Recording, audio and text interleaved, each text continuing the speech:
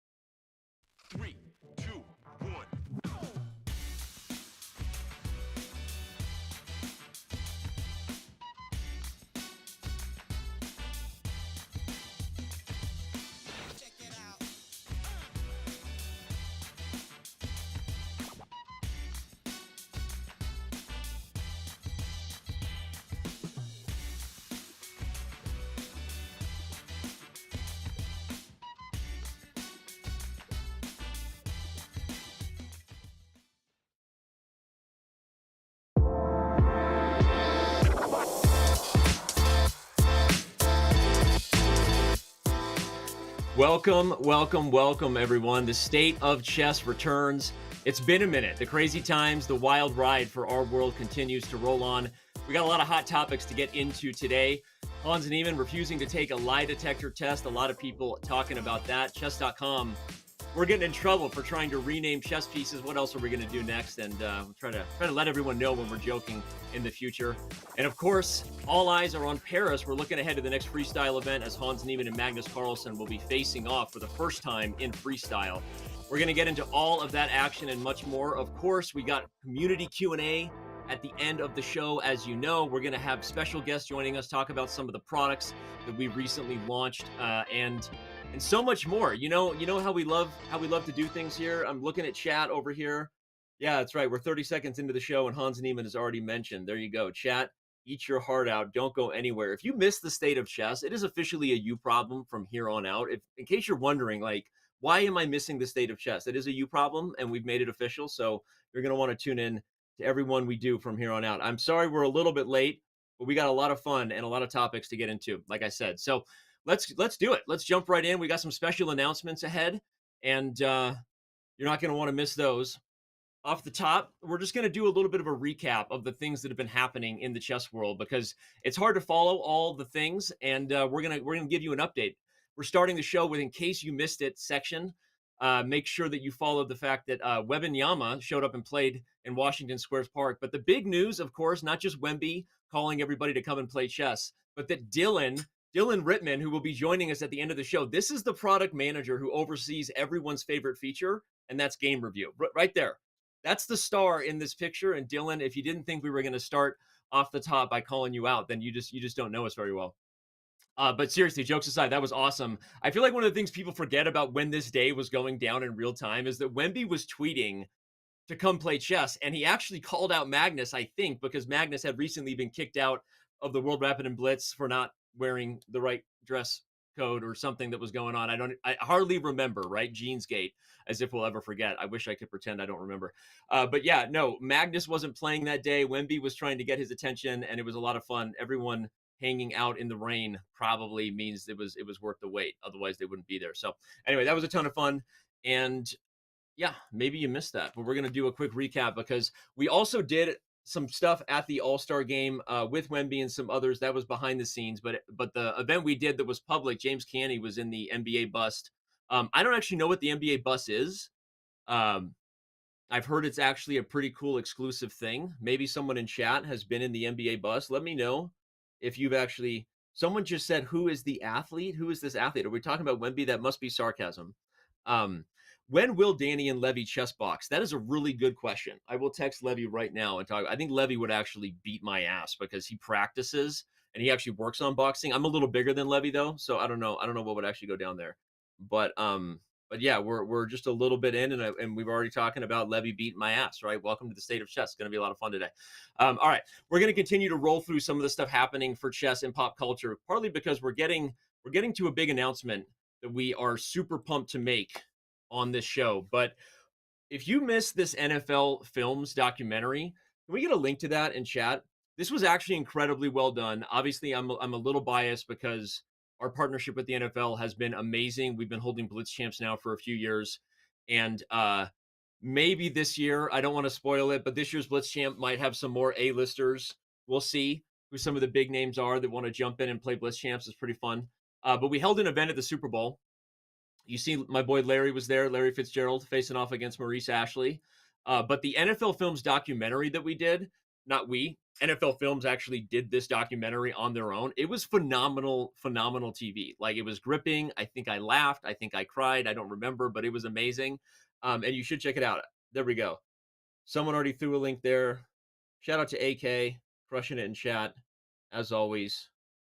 I feel like sometimes when we start this show, we roll so fast, and everyone's like building to like the spicy topics. You want to get into the Q&A at the end because everyone wants to hear whatever crazy stuff I'm going to say next about Hans Niemann, or how I'm going to defend Chess.com getting in trouble this time. But we got plenty ahead, and we do have a lot to talk about. So I'm going to take a breath. That's me breaking the fourth wall, calming myself down for all of you. But yeah, the Super Bowl event was amazing, and I do highly recommend the documentary. Like, it was awesome. It's on their YouTube channel. I know it also premiered on FS1. And we'll see where they go with that. But it was pretty cool. As if we need more celebrities, we've had. It feels like we're in a little bit of those periods where, for some reason, celebrities are into taking pictures again with themselves at chessboards. The last time that happened, we had Ronaldo and Messi sitting over a Louis Vuitton suitcase that I'm pretty sure no one has ever bought because it cost like $36,000. Sorry, Louis Vuitton. I don't know what else to say. I mean, I'm sure it's amazing for whoever bought it, but yeah, Ronaldo and Messi, and then we had a bit of a chess boom that followed. I'm not going to call out the obvious, but this is a show for hardcore chess fans. So a lot of you are looking at this and noticing that there is a white square on the right. Yes, I acknowledge the chessboard is set up wrong. As a chess player, my brain cannot not notice that. But Leclerc and Hamilton are actually chess players, just so you know. Okay, so like if you're gonna roast them, they're busy celebrities, and probably a photographer was like, sit down and we're going to take a picture right now of chess, and they probably didn't even pay attention to the board. But these guys are actual chess players, so take it easy on them. And that would be my recommendation. Yeah, wrong position, king and queen. I see you on YouTube. I get it. But we're all good. These guys are actual chess players, so we're giving them a pass. Okay, here we go. Speaking of giving somebody a pass, I mean, I don't know what else to say about Arjun Iragaisi. A lot of people roasted some of the esports announcements that came out. We're going to get into all the players being signed with esports teams. I loved Arjun's esports thing. I know it was built with AI, and there's like different feelings people have about photoshopping someone doing crazy stuff. I thought Arjun Iragaisi's esports signing announcement was hilarious and awesome. That's a gift taken from one of those moments. But whether you like it or not, he's winning Freestyle Friday like every freaking Friday, right? He just won his third in a row. This guy is on fire. I feel like we need to like stop the whole world and make everyone make a bet. In 10 years from now, who has had the best career of the young Indian stars? I know that there's currently a reigning world champion named Damaraju Gukesh, and obviously people talk about Prague as they should. But this guy just like continues, I feel, to like lurk in the background behind the stars. Those two guys have very big shadows. But Arjun Iragaisi is a monster. And when you think about freestyle, if you believe the Magnus Carlsen, theory and how some of the guys feel about this, it's a little more of a representation maybe of creativity and some of the talent and required fast thinking critical sportsman elements that you need to be a great chess player. And so when you see this guy winning and dominating fields that are actually pretty tough, it's not Title Tuesday yet, but Freestyle Friday is actually, it's got a lot of strong players. So for him to be winning 3 in a row is kind of a big deal. Anyway, this was really just to remind you that we launched Freestyle Fridays. We also have a community Freestyle Friday. Sometimes everyone watches this show and says, you focus too much on the title players and the cheating controversies and all the stuff there.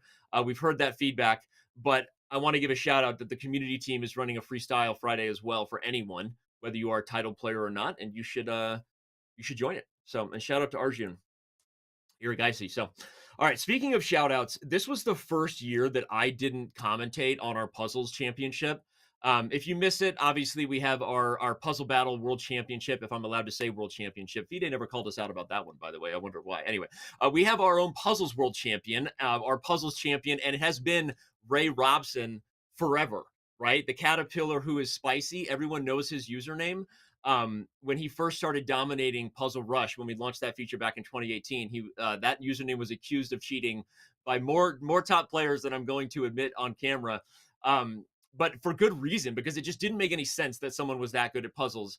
I had known Ray since he was younger than Andy here, and knew that Ray is literally a puzzle savant, like absolutely obsessed and crazy about it. He's the reason we had to add more puzzles above the 3,000 threshold. For those who don't know that story, I've told it before, because Ray was like just assuring the puzzles database, and his coach, Alex Onoshuk, reached out. He's like, hey, you guys need to give Ray some harder puzzles. So all of that said, I'm celebrating Ray Robson because I really want to emphasize that for this 14-year-old kid to dethrone Ray Robson, he's obviously known already as a potential rising star in the future of US chess, but this is a big bleeping deal. This is a very difficult thing to do. A lot of the top players have competed in our puzzles championship over the years, including Hikaru Nakamura, Danya Naroditsky, Hans Niemann himself, Ray Robson. There's been a lot of people who have tried to dethrone Ray, and no one's been able to do it. So this is a big deal. Have we like given? It's not like we give the kid a car or something. I don't know what we've given him, but I feel like he should get more than just like the prize money. Maybe I'm just going to say that. I don't know who's in charge of that. Somebody, we need to give him something special. Let's send him a fruit basket at least. I don't know. Can we do that? Will's out there. Will, can we get the kid a merch package? Let's send him a merch package. Vic, if you can make sure that we clip that moment for Will. Shout out to Will overseeing our merch. That's a clippable moment. There you go. That's a clippable moment. I don't know if I've ever said that, but that was creepy. Thank you for saying that. Okay. Will's there in chat. There you go. We're gonna give him a gift basket of some kind. I'm checking in with chat. How about a candy? Yeah, some sort of candy basket. I agree. Yeah. All right. Here we go. We continue to roll on. This was big news if you missed it, but probably no news has been bigger, which is kind of crazy to say in our world. I mean, maybe I shouldn't say that. We've had battles over World Championship IP. We've had Gene's Gate. We've had crazy controversies of all kinds. We'll get to more of them. But I've been saying kind of behind closed doors for a while now. This is the first show I've been on in a minute. That I think what's happening with the esports orgs, the organizations that are entering the chess space and signing players, is one of the things we are going to look back on in a few years as a moment that maybe changed chess and also potentially changed how some of the esports orgs traditionally look at a game like chess, which is a bit of a legacy, kind of doesn't quite fit the mold game, right? Because it's not a video game. And there is an IRL component to chess that actually might allow these organizations that have obviously been, some of them have been around for a long time. Shout out to Team Liquid, of course. Having an opportunity to maybe look at chess as a way to broaden their own brand and their own market. So I have a lot of thoughts about this, but I'm just going to say that I'm so excited to see not just that the Champions Chess Tour joined the EWC, but just as much as that, and the EWC providing that sort of golden ticket, that big goal at the end of the rainbow for everyone to fight for, but providing an opportunity for the orgs to enter. And so you see, two of the biggest faces in the game right there leading the way on that news, as they should. But so many players, I think probably even more players than this have been signed at this point. Am I right about that? Maybe I'm wrong about that. Maybe someone can say, Danny, you're wrong. I don't know. But I feel like even more than this has happened. And we'll talk a little bit more about how this works. I think we had some questions come in about it, maybe at the end of the Q&A. But this is exciting. And we're looking at all the things we're doing right now. Title Tuesday, launching a broadcast for that again, maybe a little bit of a teaser, along with some of the other things that we run as a way to help provide more events and more opportunities for the teams and the players to compete, along with the Esports World Cup, which we're super pumped about. So there you go. This was a big deal, big news.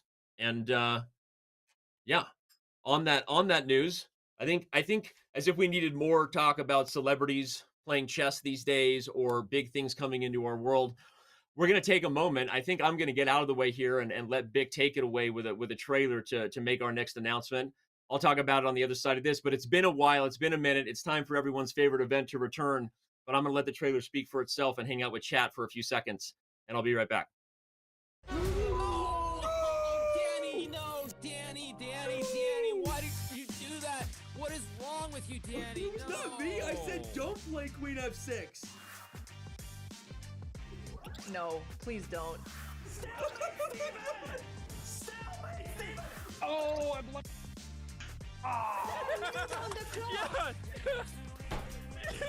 Excuse me!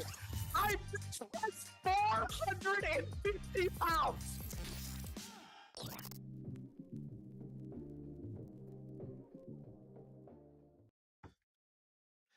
I'm asking chat as if they have the answer, if I'm allowed to announce some of the players who are in. But and Andy's not here, our VP of partnerships and the whole team that's crushing it.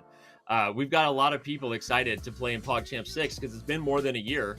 I don't even know how long it's been, but it's going to be a shorter format so that you will have only 4 days to completely block up your calendar. Mom, I'm watching PogChamps on Twitch. Mom, leave me alone. All I asked for is one weekend. That's all you're going to have to do is ask your mom to give you one weekend to watch PogChamps, and you'll get to see a bunch of your favorite streamers. We got a lot of new faces this time. I don't know where that voice came from. Maybe it's, my 13-year-old. I don't know, in me. Yeah. Everyone's got a little kid waiting to yell at mom. Let him watch some video games. The PogChamps 6 announcement is official. It's happening in about a month, and it's going to be awesome. We have some new faces. We got all kinds of streamers. it's going to be a ton of fun, and we're pumped. And so I'm not going to hype it more than ever, but I will say this. PogChamps is going to return. You're going to see more events with your favorite creators and streamers throwing down, and it's been too long. It's going to be awesome, and look for an official announcement coming along with all the players. They're going to be in it very, very soon. So speaking of that, we're going to continue to roll through this before we get to our first break. But before we do, this news is out. Let's go to the other news because Joe Rogan had Magnus Carlsen on. We're actually building toward some other news that we want to announce because while it makes me afraid that we might be crashing the server at the end of this announcement, it's hard to say anything is a bigger piece of news than PogChamp 6, but Magnus was on Joe Rogan. I'm sure everyone watching this saw it. This is a show for a lot of power users. If you haven't, you should go check out the podcast. But not only did Magnus appear on Joe, but the news that followed that was maybe even bigger because $36,000 was raised for charity by Magnus Carlsen's jeans, the jeans that he wore, and these were worn 100% confirmed. We actually have an eBay authentically signed certificate by Magnus to confirm these were the jeans.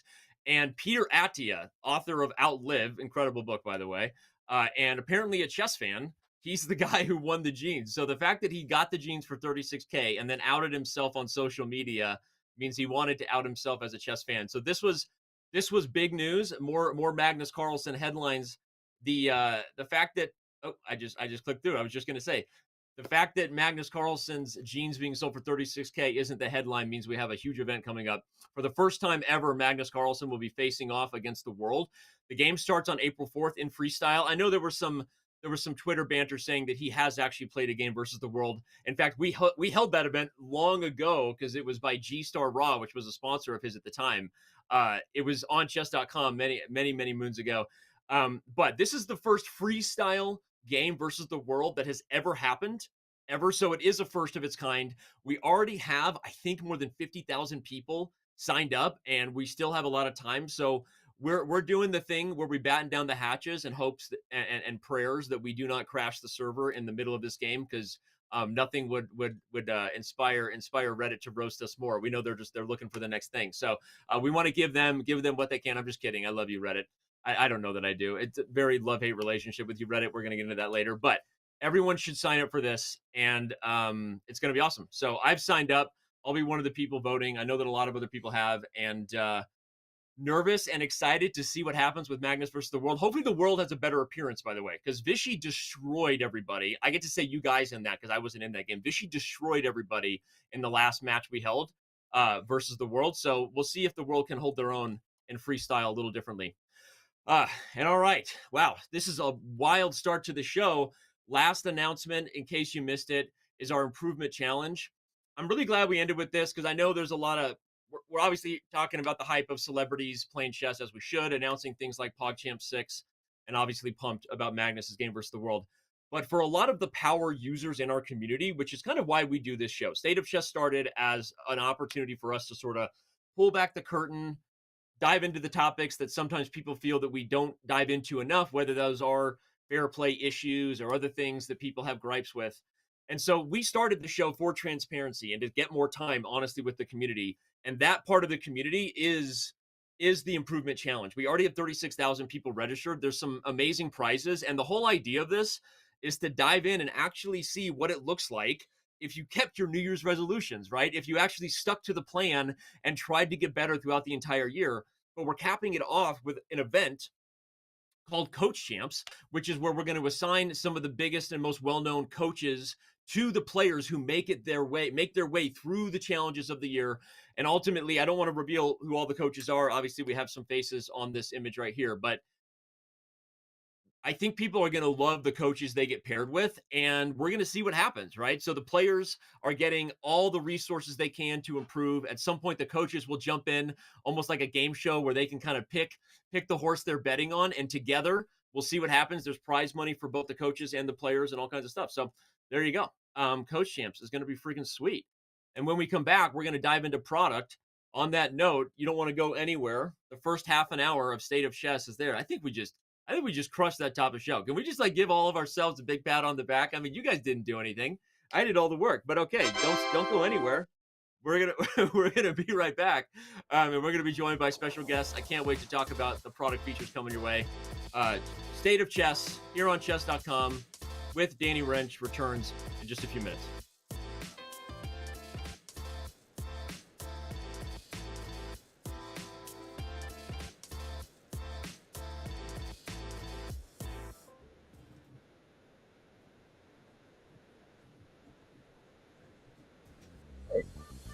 Danny, what's up?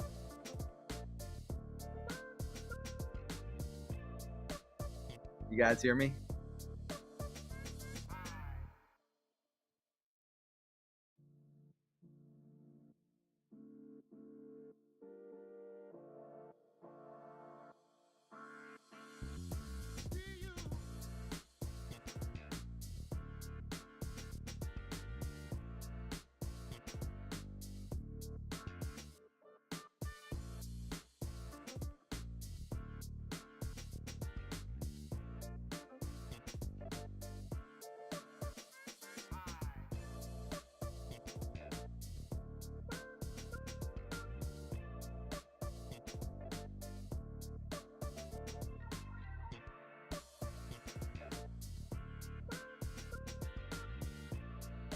Join the community club on Chess.com and participate in amazing community events every week.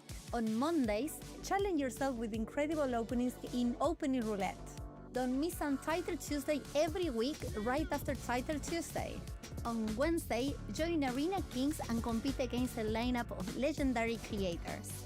On Fridays, try the all-new Community Freestyle Fridays and throw opening theory out the window.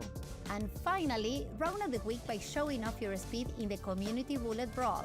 Win prizes, battle legends, and challenge yourself. Play in the community tournaments every week on Chess.com.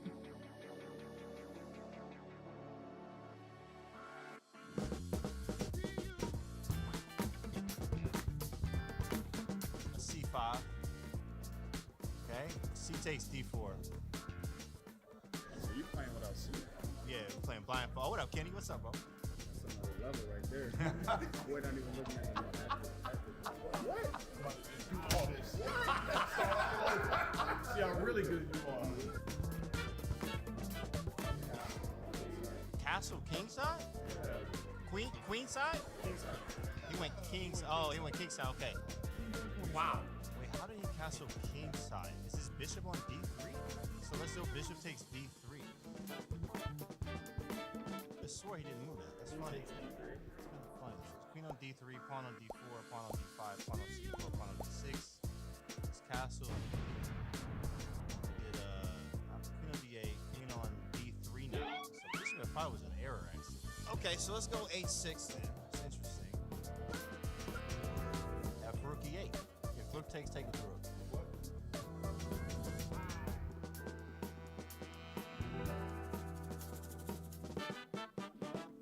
Rook takes rook and then pre-move rook E8. Shots fired. He took the bishop. Okay, he took the bishop. Oh, okay. You want to keep that for you? Nah. C5, so that means D5 is hanging. This king's on D2, bishop on E1, pawn on D4. He plays C5. Okay, there's a pawn on D4, there's a pawn on D5, C5, and B4. 30 seconds left. I'm gonna just snatch that boy, huh? Knight takes D5, bro. Got a pawn on C5, B4. Got a pawn on D4, D6. Knight on D5, bishop D7, queen on D7. You have a queen on D2, bishop E1, rook on A1. I have a rook on A8 still.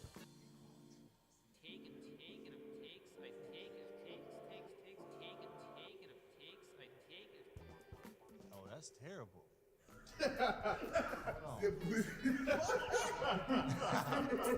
That's terrible. Pawn D3, that should be GG. Oh, okay, trying to be tricky. Look at him with the little trick. I'm gonna take that. I'm gonna take that with the pawn. He tricky. He look at him. He thought I wasn't gonna see that. Rook E1. Yeah, I mean, your block. Okay, all right. So let's go. Rook takes E1 check first. After bishop takes B2. Goodness. I knew that. I didn't know he saw that. I didn't know he saw that. That's the whole point. Yeah. That's it. Resignation. Let's go! Let's go!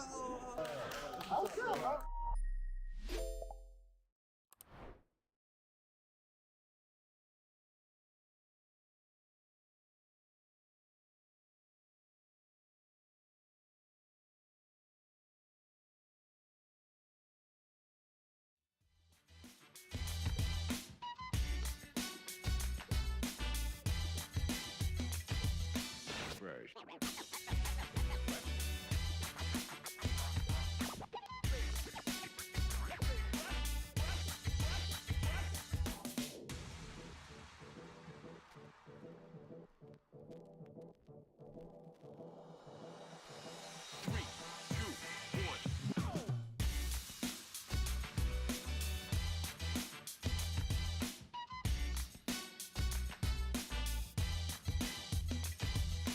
Check it out.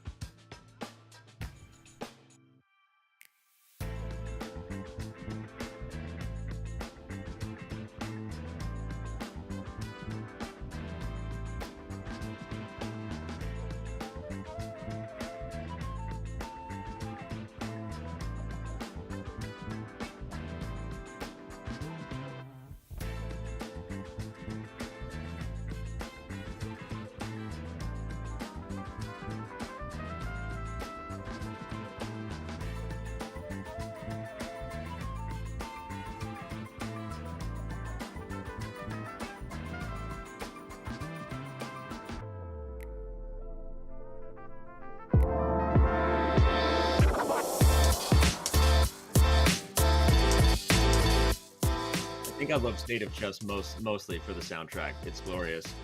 Thanks for being with us. If you were here for the first half an hour of the show, it felt like 3 minutes. Flew by, got into a lot of stuff already. We've announced some events. We've talked about some of the biggest things that hit the chess world over the last few months.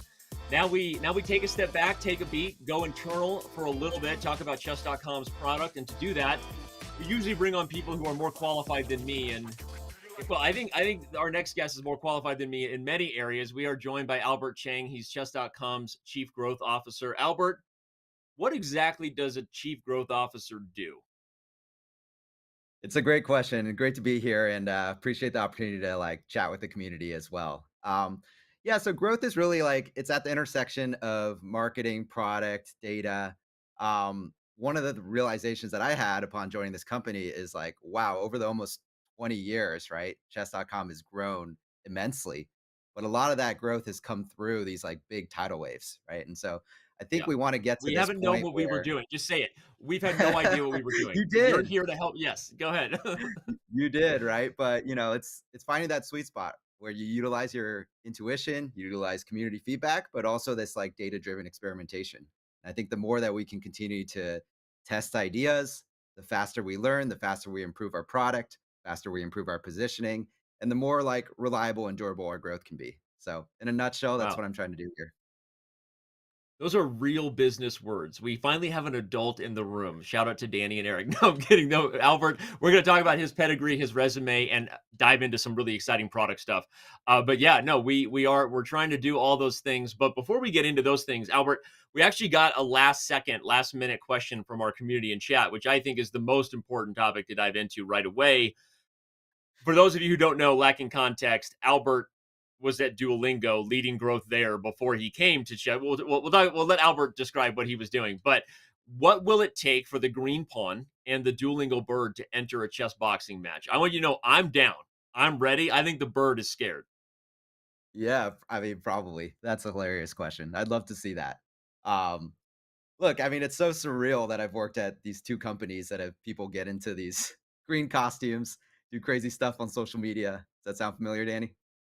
Yeah, I'm it is not I'm funny. not hating on it. I'm wearing a green hoodie myself. You should think about it. I mean, you're the one choosing the companies with these crazy green costume people. But go ahead.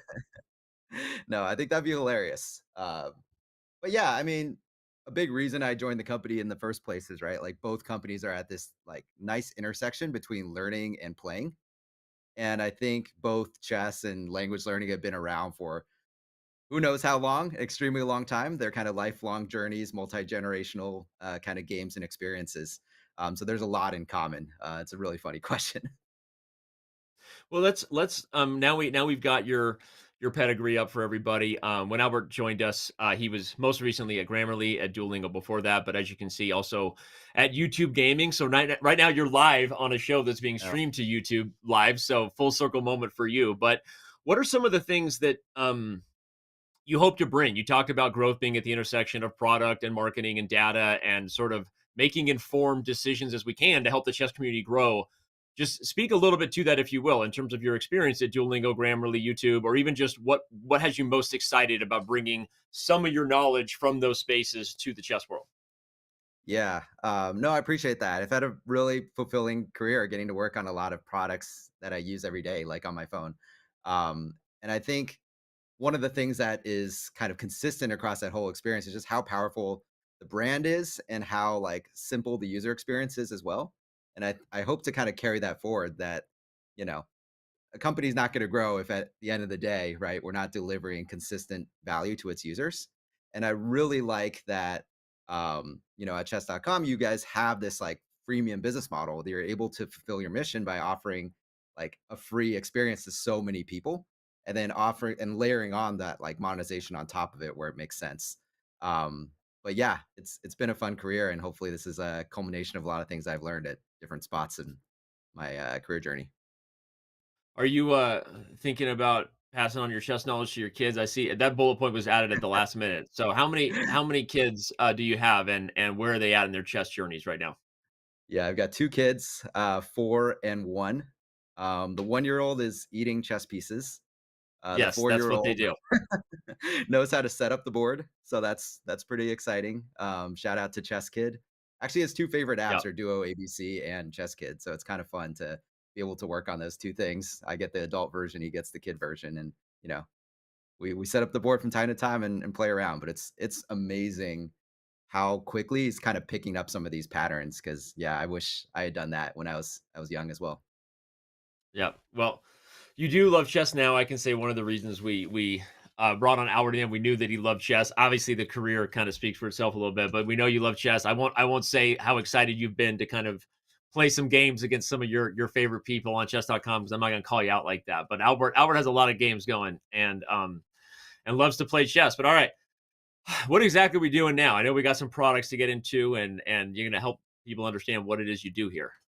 Exactly. And look, I'm relatively new to the company, so I'm really, honored to kind of speak on behalf of all the great work of the teams. But yeah, I think on that note, let's just dive in. We've got a number of different cool topics. Next up, exciting things are happening with Coach. Coach is your personal chess companion designed to help you learn and improve across all of our products. You'll eventually get feedback from your coach in game review, puzzles, and lessons across web and mobile. You'll even have the ability to play games with your coach, and coach will teach you while you play. In time, we'll have celebrity coaches teaching with audio, and we're looking forward to seeing who you choose. Me, obviously. That is amazing. I have never said any of those words. That was pretty crazy. Well, I guess I obviously have said them at different times.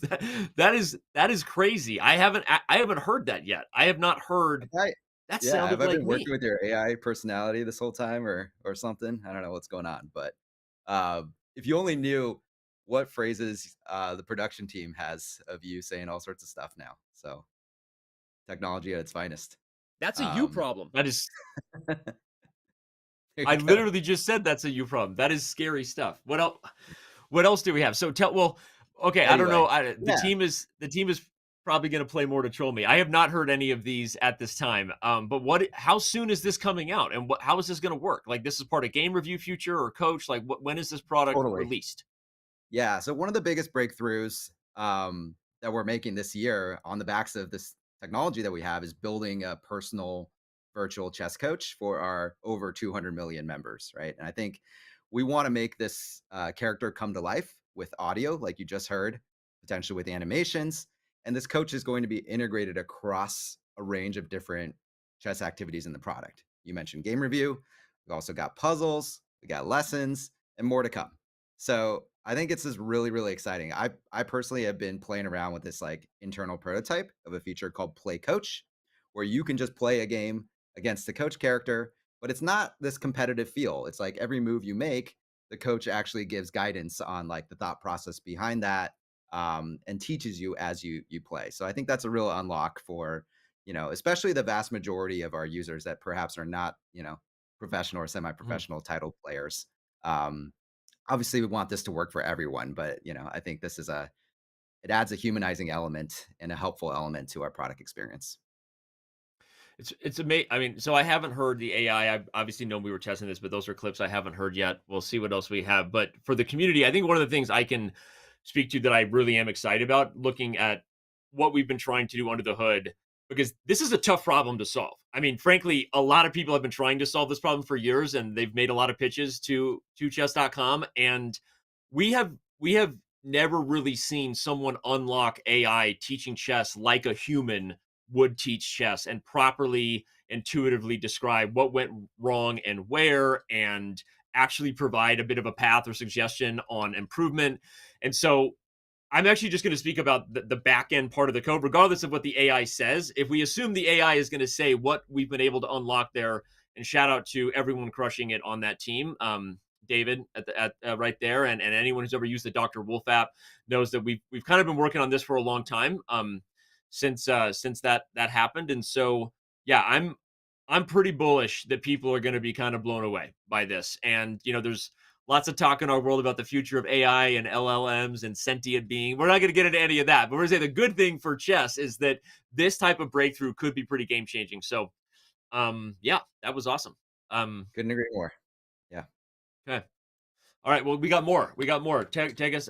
We got new experiences coming. I got fun visual eye candy on the screen here. I'm loving it. What do we got? I love this kind of stuff. Look, like it's a lifelong journey to improve at chess, and I think to that end, we want to figure out progression systems that work for people. Alongside your ELO rating, of course, right? And so what you see on the screen is that on the left we have a one built for puzzles. The one slightly to the right of that is for lessons. And then the one on the right is just showing like some of these cool investments in, animations and haptics and things like that we're going to be adding to the experience to make it a lot more, we call it like juicy or gamified or whatnot.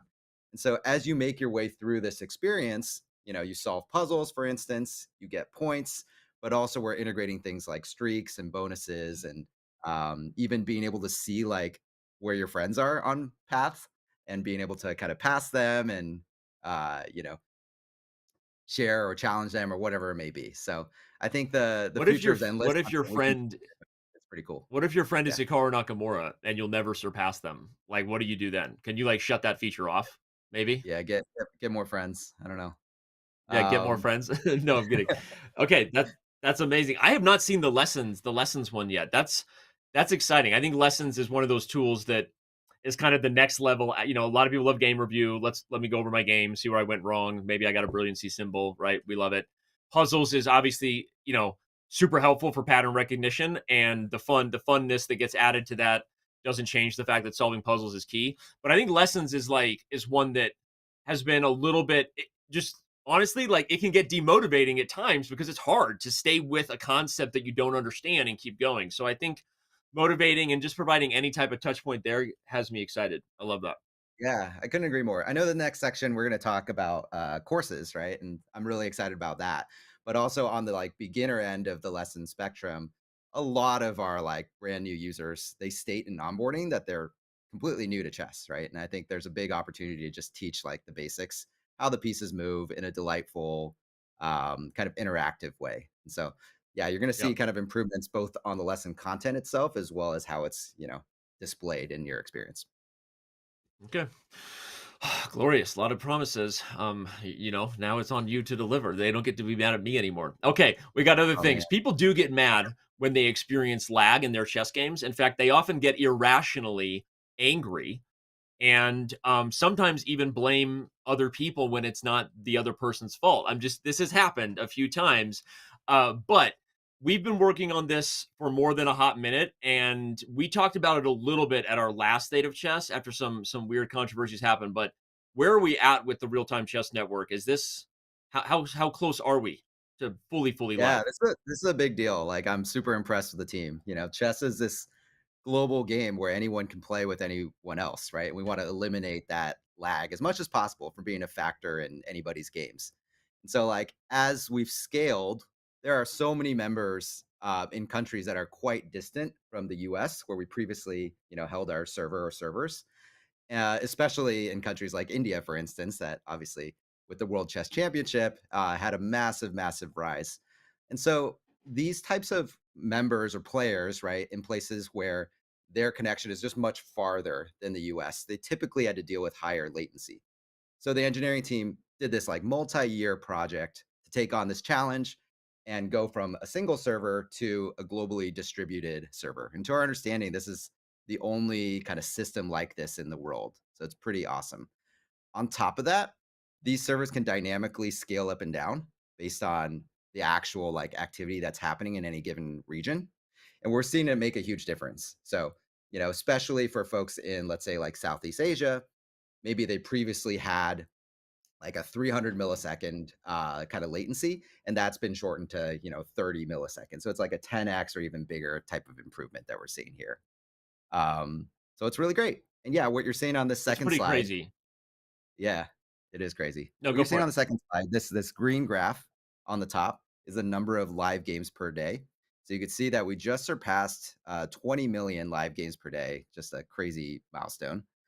And then Well, the two we've lines surpassed it once below, before in February 23. We surpassed it once before. So for those yep. OG chess fans, this is the first time we've been back over 20 million games a day since whatever that boom was of early 23. So that's actually really awesome. And this is a real time graph as you can see. So lots of good trending. Sorry, go ahead.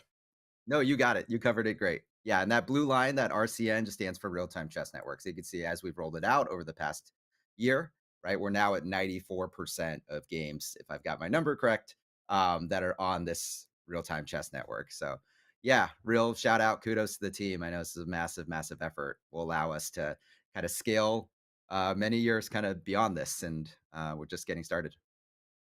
Yeah. When we first talked about this state of chess, maybe one or two times ago, Eric and I think we're focused a little bit on the effects of top tournaments that are held on Chess.com, the additional stability that it brings to games with the highest stakes, right? Prize money, top players, often large audiences watching, and so that was super exciting, and we were focused on what that can do, and it does do those things. We can even have network stability for specific matches to really make sure that there are no issues there.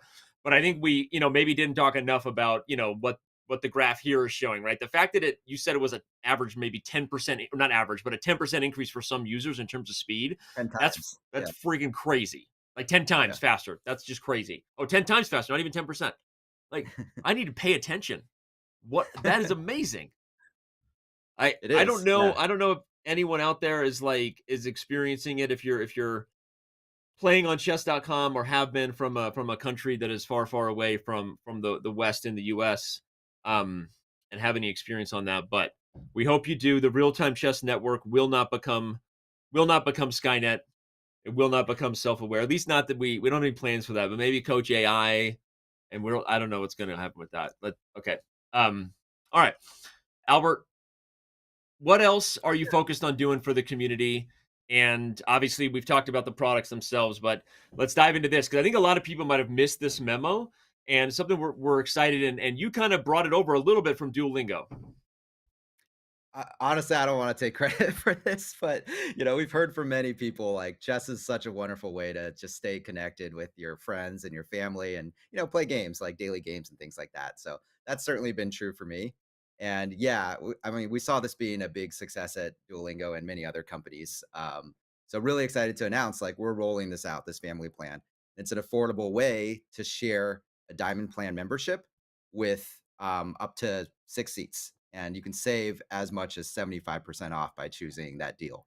So I think there's like a chat thing where you can say family, and then that will take you over to chess.com/family. So we've got a landing page that's got a bunch of like FAQ and details about how this all works. So we're testing some different price points and things like that, but this is a plan that we're quite excited by and rolling out right now. Yeah, and how does the what are the sharing rules that work for that? Like if people are going premium sharing, like up to how many people, and are there any like restrictions to that? Yeah, it's up to 6 people is kind of what we're testing right now. I think there are some maybe corner case restrictions on, you know, how you can shift from a certain plan to another plan or things like that. But I would say like those answers are probably best being precise by going to like the website and kind of finding it out there. But anyway, the gist is like this is a kind of a bulk plan that you can go buy if you've got good friends and family that you want to, enjoy the best version of chess that we have to offer. I think this is a really compelling deal for you. Cool. Well, one of the things we're going to try to mix up a little bit before we let you go, I often stack all the questions that come in from our community chat. This is your first maybe call to action if you want to ask questions in real time. But if you ask a question in chat and it doesn't get answered in real time, you had an opportunity to ask ahead of time via one of the other ways that we make that call to action. There's a lot of social media platforms, so don't get too upset. But we've got some questions. I'm going to throw them at you rather than me taking all the Q&A at the end. So first, All right. are the chess.com servers stored in a server room or is it at I'm going to say someone's house? And is it messy? I mean, I haven't been to your house or, our CTO's house or something, so I guess I can't confirm for sure. But this is really, I tried to answer If we this had in to the real bet, time chat question. Josh's house is probably organized chaos, right? Organized mess. Let's be Yeah, honest, knowing that guy. Real We'll talk. call out Josh. Real that's talk. right. Real talk. Thank you, AI. I cannot confirm or deny, but the real time chess network is a real thing that, yeah, it's amazing. But yeah, I just talked about it, so I won't Yeah. rehash that one. Thanks. What is the RCR, which is return customer rate of chess users? Yeah, it's an interesting question because chess definitely comes in and out of people's lives. And also, if you're new to chess, it is a relatively complicated game to learn the basics and kind of build your confidence. And we see this both in user interviews and in some of our data that, over half of our new registered users state that they're new to chess or they're beginner. And when they kind of experience live games for the first time, that can be a pretty intimidating experience of which they lose quite a lot of games. And so this is an example tying back to my earlier point around experimentation is that, okay, now we have this insight by looking at the data. Can we run an experiment that takes some of those users and gives them a much more welcoming kind of approach, right? Perhaps that's lessons or, playing coach or something like that.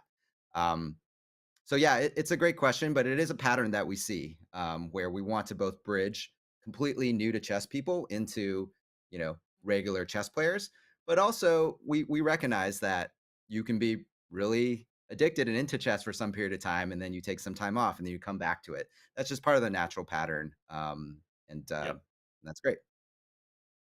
Yeah, it's funny. Eric and I have experienced a lot of that feedback especially the last couple of years after some of the different chess booms, where feedback we heard was that, and maybe it just takes a couple decades of being around as a company for that to happen. But people were like, "Hey, like I used to play, then I came back, and then I don't. And the thing I really like now that I'm back is like chess is the same, and Hmm. it hasn't changed, and I can kind of pick up where I left off and actually try to make an effort at getting better again." Whereas, like if you're playing other video games, if you're a gamer, sometimes, quite literally everything has changed after a couple of years of different updates. And so I'm saying that in a proud way for the whole chess community, because I think that it was something that was held against chess for so long. Like it's not sexy enough, not flashy enough. Where's the graphics? When are you going to update? Nerf the queen, all the jokes about that stuff. And the fact that chess is the same, everyone knows it, is actually cool that people can jump in and out. And I think it speaks to sort of the longevity and the long-term growth, because new people will come in, and the fact that people can come back to it, I think helps. So all right, last one, tough one. You just discussed the friends and family plan. Why does premium cost so high at chess.com? Oh boy. Um, First thing I'll say is like I love that we offer a free basic plan to so many, millions of people around the world. I think that's really, really key, is that we keep gameplay free and people have an awesome experience getting to enjoy chess without needing to pay, right? So I am empathetic to folks that, they might not necessarily have the means to pay, and so we do invest in that great free experience, and then also provide a number of different ways for free users to experience some of our paid features, both in terms of like limits we offer, but also things like free trials, right? Um, Limits is an example, is like every user gets one game review every single day for free. Um, on our monetization team, they've also invested a decent amount in things like international pricing and multiple plans and things like that. But, at the end of the day, like the onus is on us to increasingly deliver more and more value in our paid plans, so it feels like a bargain to most folks, and that's largely what we're invested in. I love it. I love it. Yeah. What you said, what he said. So Albert, this was great, man. This is awesome to Yeah, have you thanks, on. Danny. I know we got more to get to in the show. We got some other guests around the corner, and of course, we'll continue to dive into your questions if you have them, Chad. But thank you for making You. this a part of your day. All right. All right, thank you, Albert. We'll be right back, Appreciate it, everybody. Don't Okay. don't go anywhere. State of Chess returns in a few.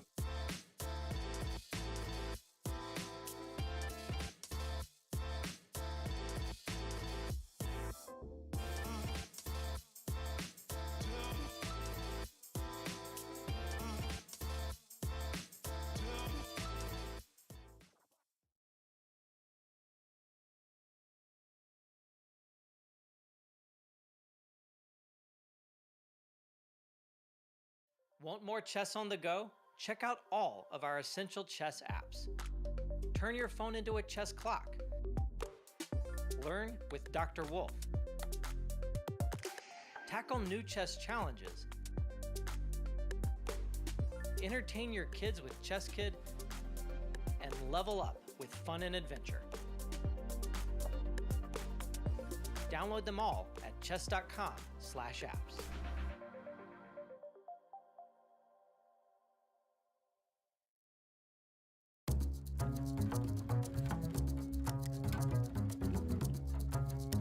Watch out! What you're about to witness is not just a chess game, it's an absolute massacre. I'm Grandmaster Pepe Cuenca, and if you don't like this attacking style, you clearly have no blood in your veins. Bashir and Nepo decide to throw hands in a theoretical slugfest in the Petrov defense at the Champions Chess Tour. After bishop to g4, the Frenchman plays bishop to d3. Unexpected, since the usual route is a3 followed by g4. After poking around on b7, White finally says, "Alright, time to party," and launches an attack on the king side. After d5, things get spicy. Black goes for the weak c3 pawn, and after king to g2, he commits his first mistake with rook a to d8. What he should have played was knight to c4, because rook takes d5 is never possible due to queen to c6, and suddenly White's rook sweats. Meanwhile, Bashir started to have fun on the queen side, getting ready to double the rooks on the a file. That a7 pawn is having a meltdown. Then comes knight to c4, and a rook swap happens, and suddenly we arrive at one of the most beautiful chess moments of recent years.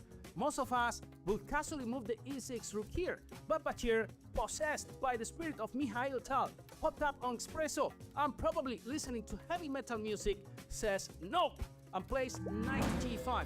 What? Madness! Hold my beer! Ra-ta-ta-ta-ta! If pawn takes e6, then queen takes e6 comes with mate. And if bishop e7, then knight takes f7 absolutely wrecks black. Nepo, probably regretting his life choices, plays rook to d6. And here comes another moment of pure chess poetry. Boom! Queen to g3. The queen is on the way to h4, ready to crush the party on h7. In a last desperate attempt, Nepo tries to sack his queen with queen to d8 in case of queen h4. But Bachir just says, nice try buddy, and plays rook to e8, which is just chef's kiss. If queen takes g5, then queen takes d6 finishes the game. Nepo played queen to e8, and Bachir follows up with queen to h4, threatening mate on h7. At this point, the bully doesn't even bother taking on e4. One final move, king to g3, and black throws in the towel.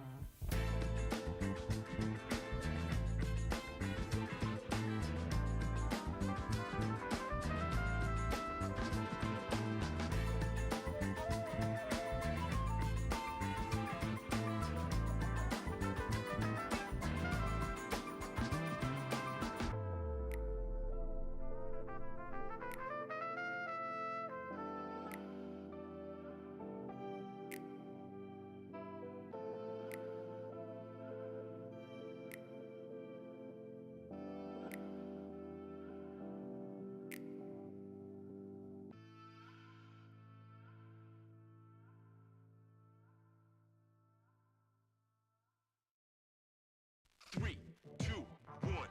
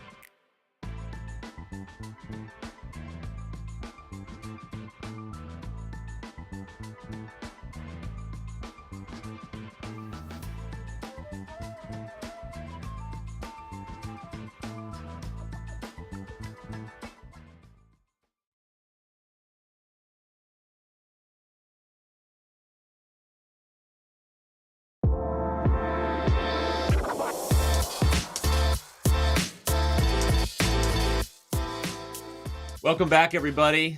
The State of Chess continues. I know you're hungry for more. I'll feed you, baby birds. I'll feed you. Don't go anywhere. I got you right here, baby birds. And we got a lot more ahead still. The show is not even halfway through. We have jumped into some big announcements. We've set the table, some controversy discussion ahead.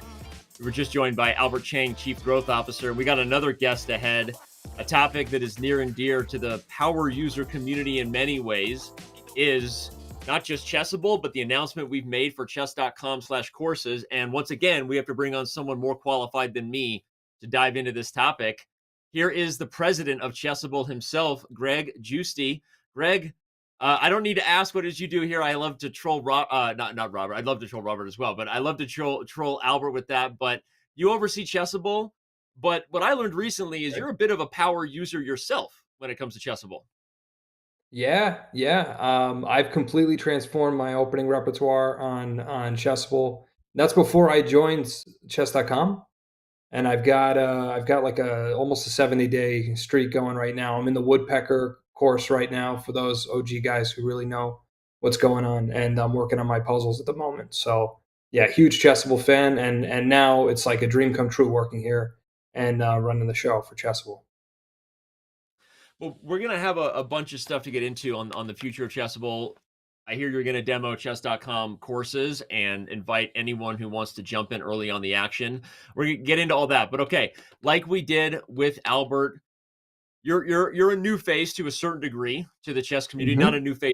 Yes, you're apparently a grinding Chessable user. We can see there more than a million XP. Is that not true? quite? We're getting there. We're almost at the million mark. We're getting there. Yeah. Okay, you that's more Chessable than I have used. I will admit that. But okay, you also were at Meetup, some others. So, what got you excited about joining chess? Given that I know you came to us from Meetup, I won't pretend not to know that, and we were excited to bring you on. But what gets you pumped about this, other than being a lifelong chess fan? Yeah, I mean, it's kind of Albert was talking about it a little bit in the last session. It's kind of a culmination of a lot of things in my life. I mean, yeah, I'm a lifelong chess player, and so I think everyone who's listening on the call is a big chess fan. And if there was an opportunity to work in chess, that'd be something you'd really consider. But also this role in particular, it's kind of a perfect match for the kind of arc of my career and where it's been. I've always found myself in a role running a business within a larger business. And that's kind of what Chessable is, especially now after it's been acquired by Chess.com. I've always kind of found myself in a role where I really enjoy it. I'm working with a smaller team. It's not quite as big as the bigger company. We can move a little bit faster, be a little bit more nimble, get some things done. But also you can kind of leverage kind of the amazing assets and capabilities that the larger company has. And so I've done that the last few roles, and now I'm here at Chessable doing the same thing. And can't wait to bring Chessable onto Chess.com with courses and there's so many amazing things that we're going to be able to do when it comes to that. So I can't wait for that to happen. It's coming pretty soon. There's some comments in chat that the people are impressed with your streak. I'm gonna just say, if anyone can show proof of a longer streak than Greg on Chessable, who's watching the show right now, I'll give you a 1-year diamond membership.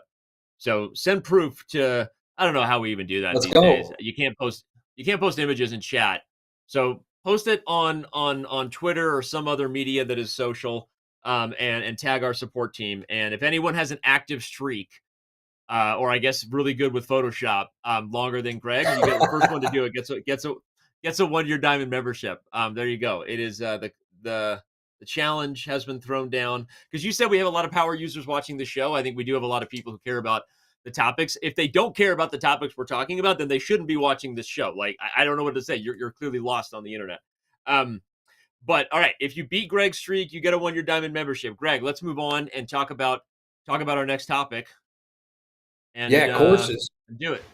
Yeah. So I think it's really exciting to bring everything that we have on Chessable over to Chess.com, and I think there's a couple of reasons for that. And I'll get into the demo in a second. But where I just want to begin is, I think the first place I'll start is with the users.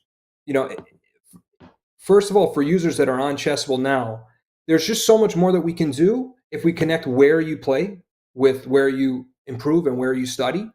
And I can give you one example just from my own game. And whenever I play on Chess.com, and I feel like the opening just didn't go well, and we've all been there, and you just like, oh, what the hell happened here? I go into the game review. That's not really doing it for me in the opening phase. I like to correspond to my Chessable course and see, okay, what exactly went wrong here? What was the line? And that process right now isn't the best. I mean, I have to look at the game review to figure out where I may played a bad move. Then I go into Chessable. There's an opening explorer on Chessable for those who really know. You can put in the moves. It takes forever to find the exact variation. That's the bottom line. When we move over to courses on Chess.com, we'll be able to tell you right away in game review when you've made a bad move in a position that you have a course on, and what the exact line was, and get you studying that line within one click. So you can easily see what you should have done. You can spend more time studying it, or you could just continue on with your game review. So that's just one example, and there's a lot more that we're going to be able to do. And the second thing that I think is really awesome is just for the authors. I mean, Chessable is a marketplace. It's not just for the users. It brings the users and the authors together, and Chessable is kind of in the middle. And, not to talk too much shop here, too much business, Chessable is kind of a break-even business. We're not making money hand over fist. We're really kind of like breaking even. But Chessable has given over $15 million to the authors who have contributed all these courses over the years. And so that's really where most of the profits are going. And this is a huge opportunity to take something that's already been so successful and an amazing way for people to create a real career for themselves who are strong chess players and coaches, and now just take that to the next level by exposing the amazing work they're doing to so many people on Chess.com. We only have 80,000 active users on Chessable, but there are 40 million monthly active users on Chess.com, so it's just a huge opportunity. You stole my line. I was going to say that. I think one of the things we're most excited about, and obviously this was part of the thesis when we were excited about acquiring Chessable, was the points you already touched on. That for us, having seen what happened in the creator space, building the Chess.com streamers program and providing what was a bit of the infrastructure to help, in a small part, launch some of the careers that are now massive, right? In terms of people being able to get compensated for the content they create. We felt like this side of the house, in terms of, not everyone wants to turn on the camera and be Hikaru, right? No, very few people can do that, right? But not everyone is into that type of creation. But this type of thing, creating authors in the digital world, and the idea that if only 80,000 people are active on Chessable, what happens if they are literally 2 or 3 clicks away on Chess.com? And what happens to the authors' ecosystem in terms of their opportunity to earn revenue and support their livelihood? So that is like, we are super excited. Everyone always asks and tries to insert what is the plan of the future of Chessable. It doesn't mean anything's happening to Chessable. This is all upside and addition to those who love Chessable and continue to use that site. But the numbers, as you just said, kind of speak for themselves. 80,000 people over there, and that has grown since the partnership, since we acquired them, right? That's actually a lot more than even it used to be. And there's still a lot of people on Chess.com who would probably love to purchase a course from anybody. Anish Giri, a lot of people mention that name, or Archer's Nixon, or name any of the authors that are just, killing it over there. So I'm super pumped about what that's going to look like. Let's dive into that. Let's look at the demo a little bit. I know that there will be a lot of features we add over time. Not every feature will be immediately live on Chess.com courses, but where are we at in the pipeline of this? Go ahead. Yeah, sure. So this is what you're going to see now is live in beta on Chess.com. And if you're interested in checking that out, you should check out the Chessable Club, and we've got instructions for how you can access this today. So what I'm going to just do is show you what we've got live, and as I said, it's in beta. We have a lot more features coming, but this is where it's at. So first of all, you can access it under the Learn tab. Second link here, Courses by Chessable. And when you get here, you have kind of 2 main screens. This is your courses screen, your dashboard, essentially, where you have all of the content that you've already claimed or you've purchased. Shout And out you to can see Fabiano, by here. the way. Bobby recorded his course sitting right here in the chair that I'm in right now. Oh, I love Um, that. That's awesome. yeah, And it's an we locked incredible him in course. this That's closet why. for like 4 days. Like we didn't even let Fabi leave. Like we hardly fed him. It was amazing. Like we Holy tortured bishops him, en and it was passant. exactly holy bishops en passant back then. And like Fabiano, shout out to Fabi. I'm like, go ahead, you keep going. I'm gonna send Fabi a message right now. That's awesome. Yeah, it's an incredible course, one of our most popular ones. So I'm actually going to demo that one in a minute. But right. So when you begin, everyone's going to get a free starter kit that's at your level. So we have a beginner one, we've got an intermediate one, and an advanced one. It's about like a 3-hour course, and it's going to not only teach you a bit about chess, but also how to use the move trainer product, which is kind of the secret sauce for Chessable. And I'll get into what that looks like in the demo. So on the next screen, let's say I want to pick up a course. I can go to all courses, and this is kind of our shop where you can find everything. You can see some of those starter kits up in the beginning. We can see yours, Danny. Pretty sweet. If you're actually brand new to the game, everything you need to know about chess is an amazing course, really popular. Great way to kind of learn the basics and it's free, exactly.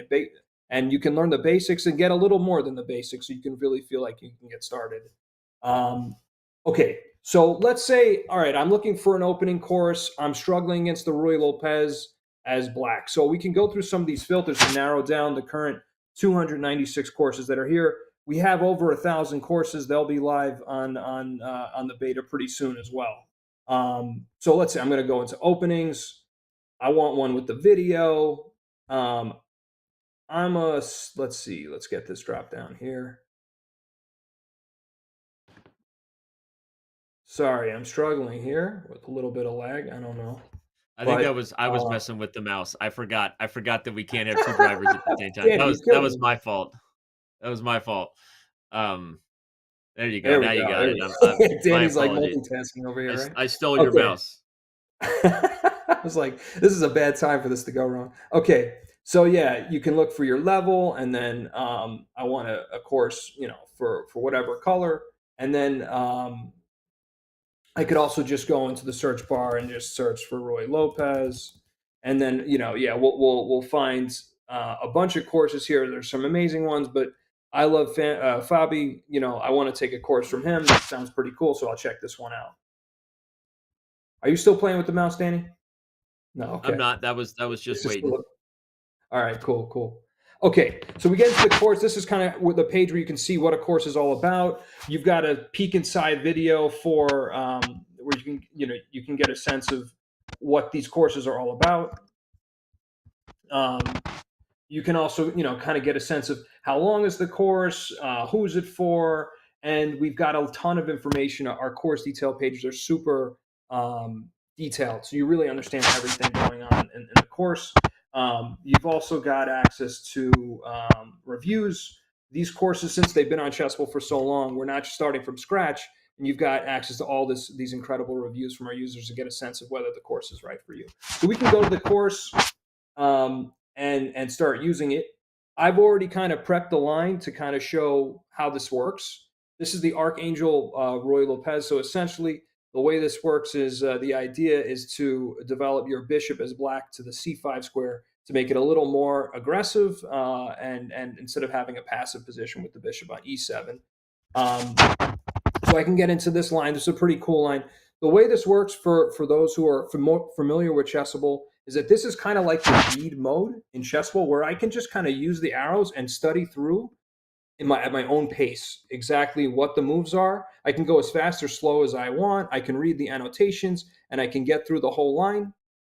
And once I'm finished with the line, I can go ahead and quiz myself. And this is where the move trainer technology comes in.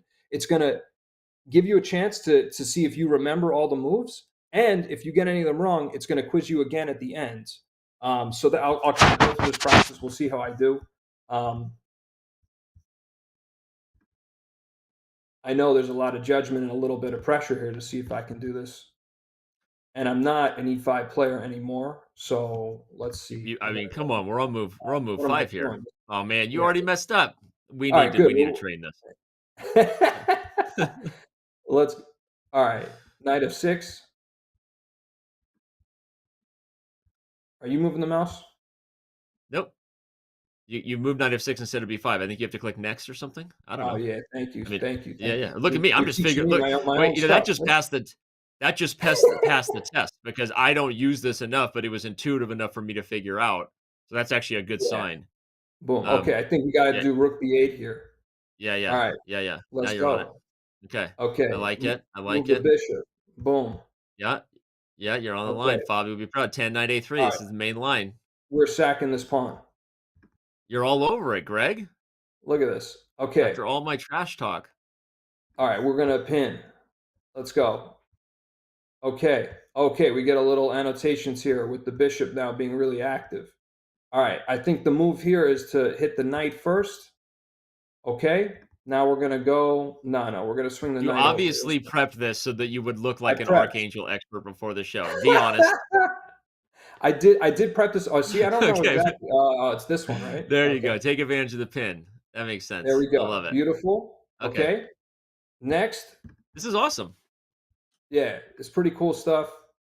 We're gonna now we swing in with the knight. Okay, cool. Here's where it gets gnarly. I think I'm sacking here. No, I was gonna say it's just rote memorization. knight to here. I have no g3, idea what I'm doing. double Knight to pin. G, yeah, ridiculous line. Okay, and This is then great. now we're coming in with this. We're taking with the queen. Yep. Okay. So this is what's cool about this. First of all, is we're learning a legitimate opening that Fabiano Caruana is playing at the highest level, and I can get access to this right now on in the beta for free. And Diamond users are going to have access to this course, just with their Diamond membership. It's kind of amazing. So, and then here you can see, all right, I made a few mistakes, right? So in this case, oh no, I made the same mistake. I got to develop the knight 1st, right? Mm-hmm. And so now it'll go through and it'll find the next position where I had a mistake and see if I remember. Okay, I think we're going to take advantage of the pin, right? Yep.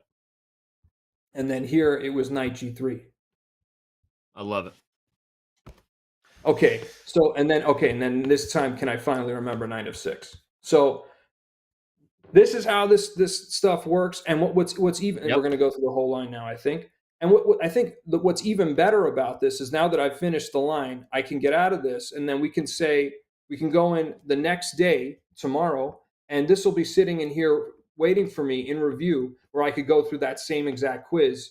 And this is what's called spaced repetition. So the idea behind this is chess is about pattern recognition, and especially with opening training where you're memorizing a lot of lines, cognitive science has proven that if you allow someone to kind of like flashcards, look at something one day, then test them the next day. If they get it right the next day, then you can kind of reveal it to them, but in an increased interval, like 3 days, then 7 days, and so on. And we keep stretching out the interval between when you study. You'll start learning that, and you'll have a really high percentage chance of remembering it. So we use that cognitive science and the spaced repetition technology, and we've incorporated that into the courses on Chess.com and into the Move Trainer technology. And that's kind of the secret sauce for what's made Chessable so popular. And so we brought all that over on courses, and I'm super excited for this to launch. Honestly, it's clean. And there you go. I mean, I had to remind you about the next button one time, but like I said, that was a good sign. Passes the test. So, all right. Well, this is awesome, Greg. I mean, I know that there is a club. I'm going to get into some of the questions that the community had for you, but reminder, and maybe if any of our awesome mods can provide a link. There's a beta club to join, right? There's you can join the Chessable club. You can join the beta Yeah. club. Both of those are great places. I recommend, if you're really into Chessable already, join the Chessable club. We're going to be doing a lot more with that club. You're going to be seeing a lot of updates and some fun community banner there.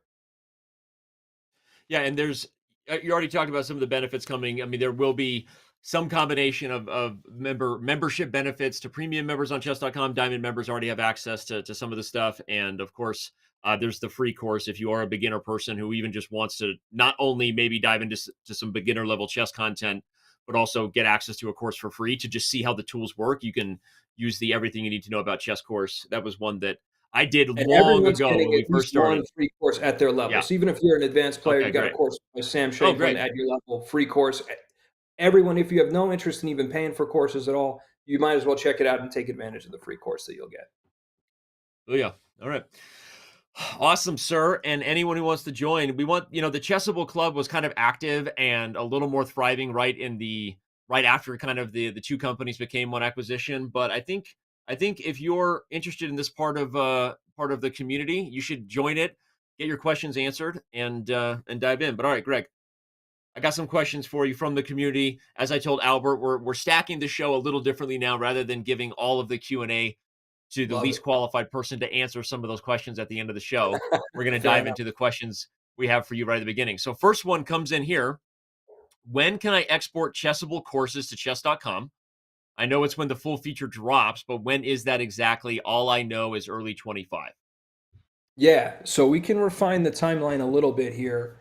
We're gonna be looking to aim to launch courses in the second quarter. So hopefully somewhere around April, May, we'll have courses live. And when courses is live, that export feature will work. So you'll be able to take all of the courses that you own on Chessable and port them over to chess.com so you can use them in the courses environment on chess.com. Okay, so they'll be loaded there in a library. You got all the stuff you need. Love it. All right, Yeah, next you'll one. have to click something on Chessable to make it happen, and we'll make the instructions really clear for how to do it. And so Okay. it'll be a one-way sync from Chessable over to chess.com. Sweetness. All right, the next one looks like more of a suggestion than a question. It says create advanced chess lessons for players 1700 plus because the chess guide is great. I finished it like 4 times as a refresher, and I really like the style of the videos. Yeah, so I think if you're kind of a big lessons user, especially using some of the advanced lessons content on chess.com, Chessable and courses is definitely for you. I mean, the majority of our content is for that really advanced player on chess.com and on Chessable. We've started to beef up our beginner content, but the truth is that most of the content is really around like that range and even higher. And so I would definitely check out Chessable and see, what is it that you're missing from your game and you're looking to learn. There's almost definitely a course for you. We have over 1,500 courses on chess.com on Chessable, and then they'll be all could be coming to chess.com. So I realized I jumped into the community Q&A, but we actually had a couple other things to preview. So let's actually preview variation preview Sure. first and foremost for the last couple things we didn't talk about, and then we'll give you one more. I'll give you a softball question before you leave, so don't worry, it'll be easy. All right, but All right, awesome. variation preview. Tell us a little more. Yeah, so this is a big update for Chessable users. We've always had one way where users can kind of try a course before they buy it with short and sweets. But one of the problems with that is just that it was a specific 10 variations that you were able to try, 10 to 20 variations, and you didn't really get a chance to go under the hood and see in the Explorer mode in a course what's under this course, what's in there. So with variation preview, the first thing is you're able to see every single variation and get a little glimpse of what each one is to know which ones you're interested in kind of testing. And then you get 10 tokens on Chessable now to use every month where you can try any variation across the entire catalog for free. And you can go through that move trainer process. It becomes one of the courses that you own on your courses page. And then we use the spaced repetition, and so we'll remind you when that stuff is up for review, so you get to kind of really train it and study it as if you really own the course, and then you can make the call if you'd like to buy the course or not. And we've seen Everyone amazing. gets 10 free tokens. Not just Chessable Everyone Pro gets users. 10 free tokens. Everyone gets 10 free tokens. Oh, That's wow. There you correct. go. That's Free correct. tokens. You're like the Oprah of free tokens on Chessable. I love it. All right, here we You go. get a token. You get a token. Right. I didn't even know that. All right, but it's not just for Chessable Pro users, but what are some of the benefits of Chessable Pro, the new Chessable Pro that is coming? Yeah, so we've made some changes to Chessable Pro.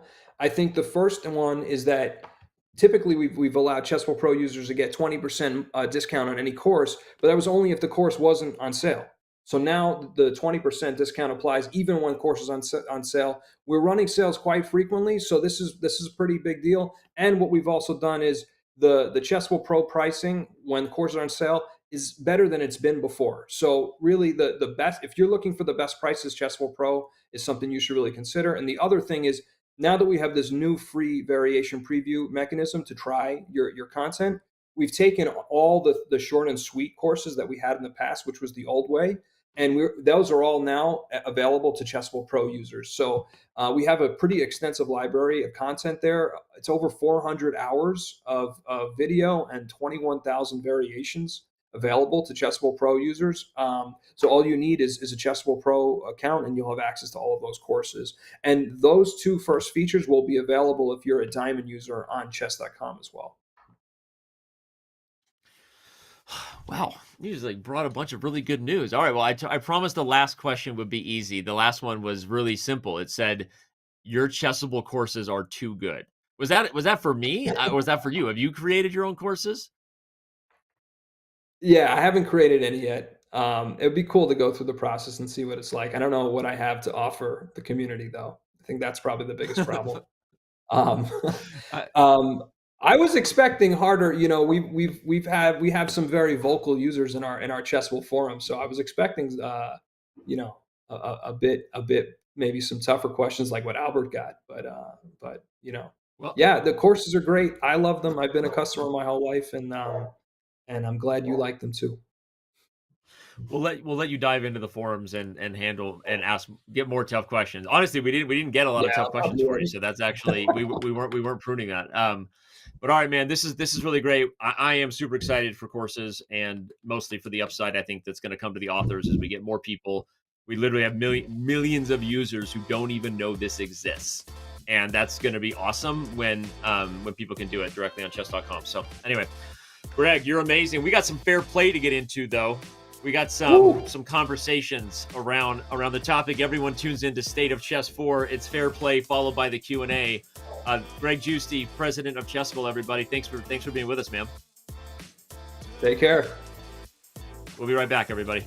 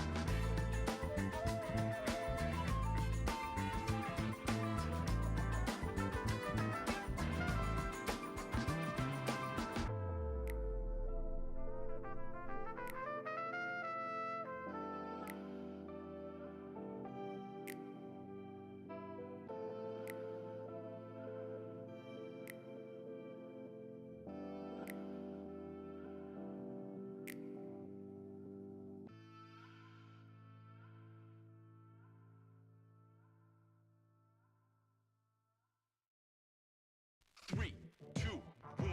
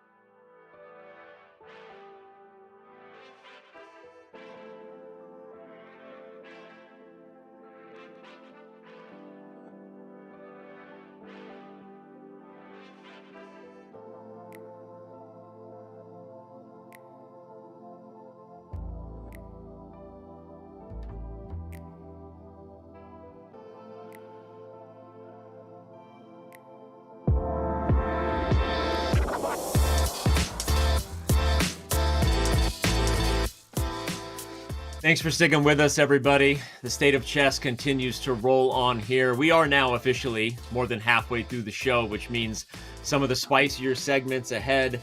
I see power users showing up in chat being like, I came in for the fair play and the Q&A. Well, you're about to get all you can ask for in that regard. We're going to jump in now and welcome a duo getting it done for Chess.com behind the scenes. Often, well, one of these guys is less behind the scenes. A lot of people know International Master Casa Corley, our Director of Professional Relations. Casa, how you doing? Good to see you. I'm good, Danny. Good. Greetings from Lisbon. But a lot of people don't know that we have a guy who just recently took a break from his duties as a samurai. He put in his man bun real tight and put down the sword to take up the role of Director of Fair Play Operations. Sean, what does that look like for a Fair Play Operations former samurai warrior? Yeah, great question. Something I ask myself every morning when I wake up. But on my day-to-day, I do some project and product management for Fair Play. I help us determine what we want to do in terms of our event protocols, fair play-wise, and then when we have issues during those events, I come in and I help adjudicate. You do. And a lot of people, I think a lot of the title players might know you, even though Casa, I think, is more known publicly to the community. He hosts some shows, does some content, but you are in and out of Zoom and Proctor and doing crazy stuff, making all the title players unhappy all the time. And we love that. We love you for doing that. We're best friends. Best friends. We're best friends. No, jokes aside, it is sometimes a thankless task to do the thing behind the scenes where everyone often feels like it's never enough. You know, how many cheaters are we catching, and whether we're doing enough, and then if you are doing enough, whether you're doing it right and sharing more than you should. I'm just going to say that before we dive into these topics and give everybody the updates they want. Thank you both for what you do, and thank you to the whole team. It is incredibly important work, and it's awesome work. And let's dive into some updates. Casa, I'm going to throw to you first. We launched Freestyle Fridays. We talked about that. Shout out to Arjun Iragaisi, 3 wins in a row. Talk a little bit about what fair play for Chess 960 looks like in the areas you can, where the algorithm is different, where the approach is different, or just maybe set up how you feel about how fair play is going in freestyle. Yeah, look, I mean, Freestyle Friday, it is a new event. It started in January, and we have about 2 months under our hood thus far. And it's the same format as Title Tuesday as far as the rounds are concerned, the time control. But, the real salient question is how much of the detection we do for, typical regular classical chess can translate to freestyle, and understanding how that game is different, how players make decisions are different, how time taken looks different, how people invest their time, how the quality of moves. And so thinking about all these data points that we have on the back end in our cheat reports, and looking at those and seeing how many of those are going to show us something different when we look at freestyle. So the truth is, there's a lot to be gleaned from Freestyle Friday, and the comparisons are quite fun for us. So it's been really fun to see these games play out. And so you take a look at this slide in particular, and you can see some of those initial takeaways that we have over the first few months. So first of all, people are playing slower in Title Tuesday, in Freestyle Friday than they would in Title Tuesday, simply because the board looks different. So there's no opening theory. There's ideas. Does the center matter? Does connecting your rooks matter? These are all things that folks have to weigh. So folks are 17% slower in Freestyle Friday than Title Tuesday. Even though they're thinking more, they're still playing inaccurately. So 21% more inaccuracies than Title Tuesday. Surprise, surprise. And then this one was fun. I almost wish we hid this bullet. I had no idea the average length of a game in Title Tuesday compared to Freestyle Friday. And I was thinking that freestyle games would be like, the average would be around 30 or 32. I was surprised that it was closer to 40. I am guessing it's because some people aren't resigning when they're in clearly lost positions. Because I've seen so many freestyle games where folks are kind of in trouble early because like, oh no, I lost my queen, or oh no, my piece is trapped. Oh no, my king's in the middle. Where do I castle, right? And then last but not least, the good chess players are still the good chess players. So I was wondering, well, are certain titles overperforming in Freestyle Friday? Can they compensate for the lack of opening theory? And the truth is, it really was across titles. It was like 1 percentage point here or there. In general, basically folks had the same win rate. So those were the main takeaways. People play slower. They're less accurate. The games are a little bit shorter, but the good players are still the good players. I feel like we could, and we probably should have like our own like fair play round table, because I feel like there's so many things to unpack about whether it's easier or even harder to detect cheating in certain spots and different things. But I want to throw to you, Sean, and say that so we added an event here. Currently, it is just one event. Maybe eventually we go the Title Tuesday route, but operationally, what does it look like for the team to cover this lift? How many people on your side of the house are assigned per event? And if you want to talk a little about Title Tuesdays, you can do that too. But what does it look like to overview and detect this stuff in real time? Yeah, I mean, the coverage scheme is very similar. It's exactly the same as what we're doing for Title Tuesday. We have a handful of people interfacing directly with the players to get them set up, get their cams all set up and audio, and make sure that they're closing the right programs before the tournament starts. We have a handful of analysts, 3 or so, who are then actually looking over the games and making sure that nothing untoward is happening. It's essentially identical to Title Tuesday. The only difference is that sometimes when we look at the board, we're like, what the heck's going on here? Why is the bishop over there? And why is the rook in the center of the board? But in terms of the actual cheat detection actions, it's the same as Tuesday. Can you reveal, have you Have you kicked more players in the middle of a Freestyle Friday than Title Tuesday? I guess probably for sure Title Tuesday been around longer, but has there been more like real time? You say the analysts are reviewing things and kind of taking close looks. Have you kicked anyone in the middle of a Freestyle Friday event yet, even though it's only been around for a couple months? Man, I think if I answer this question, I'm going to jinx it for tomorrow's Freestyle Friday, but things have been really good for Freestyle Friday. I don't believe we've kicked anybody. Players are behaving themselves. So thanks a lot for asking that question. Tomorrow's going to be a disaster, right? Is that what's going to happen now? By the way, real time, we don't get this that often. We do appreciate the support. Chess on Earth has now gifted 100 subs, apparently. So shout out to everyone getting a free sub. Tune it into the State of Chess. Again, everything that goes that comes from the community, whether it's people who are premium members or donate and or subscribe on these channels, they make a huge difference. And you literally are the ones paying for all of our salaries in these shows. So thank you for that. All right. We did that. We had the interjection. Chess on Earth, thank you so much. All right, we're going to keep moving on here. So freestyle and variants. Freestyle obviously kind of being the biggest variant, most popular one, I think, because of the Freestyle Chess Tour and kind of the investment there. But I don't even know who to ask this to in terms of the operational parts that go into fair play for all variants, maybe expanded a little bit beyond freestyle. What does that look like in terms of under the hood, or our algorithm meets the analysis that the title player team, led by yourself in many ways, Casa? What does that look like?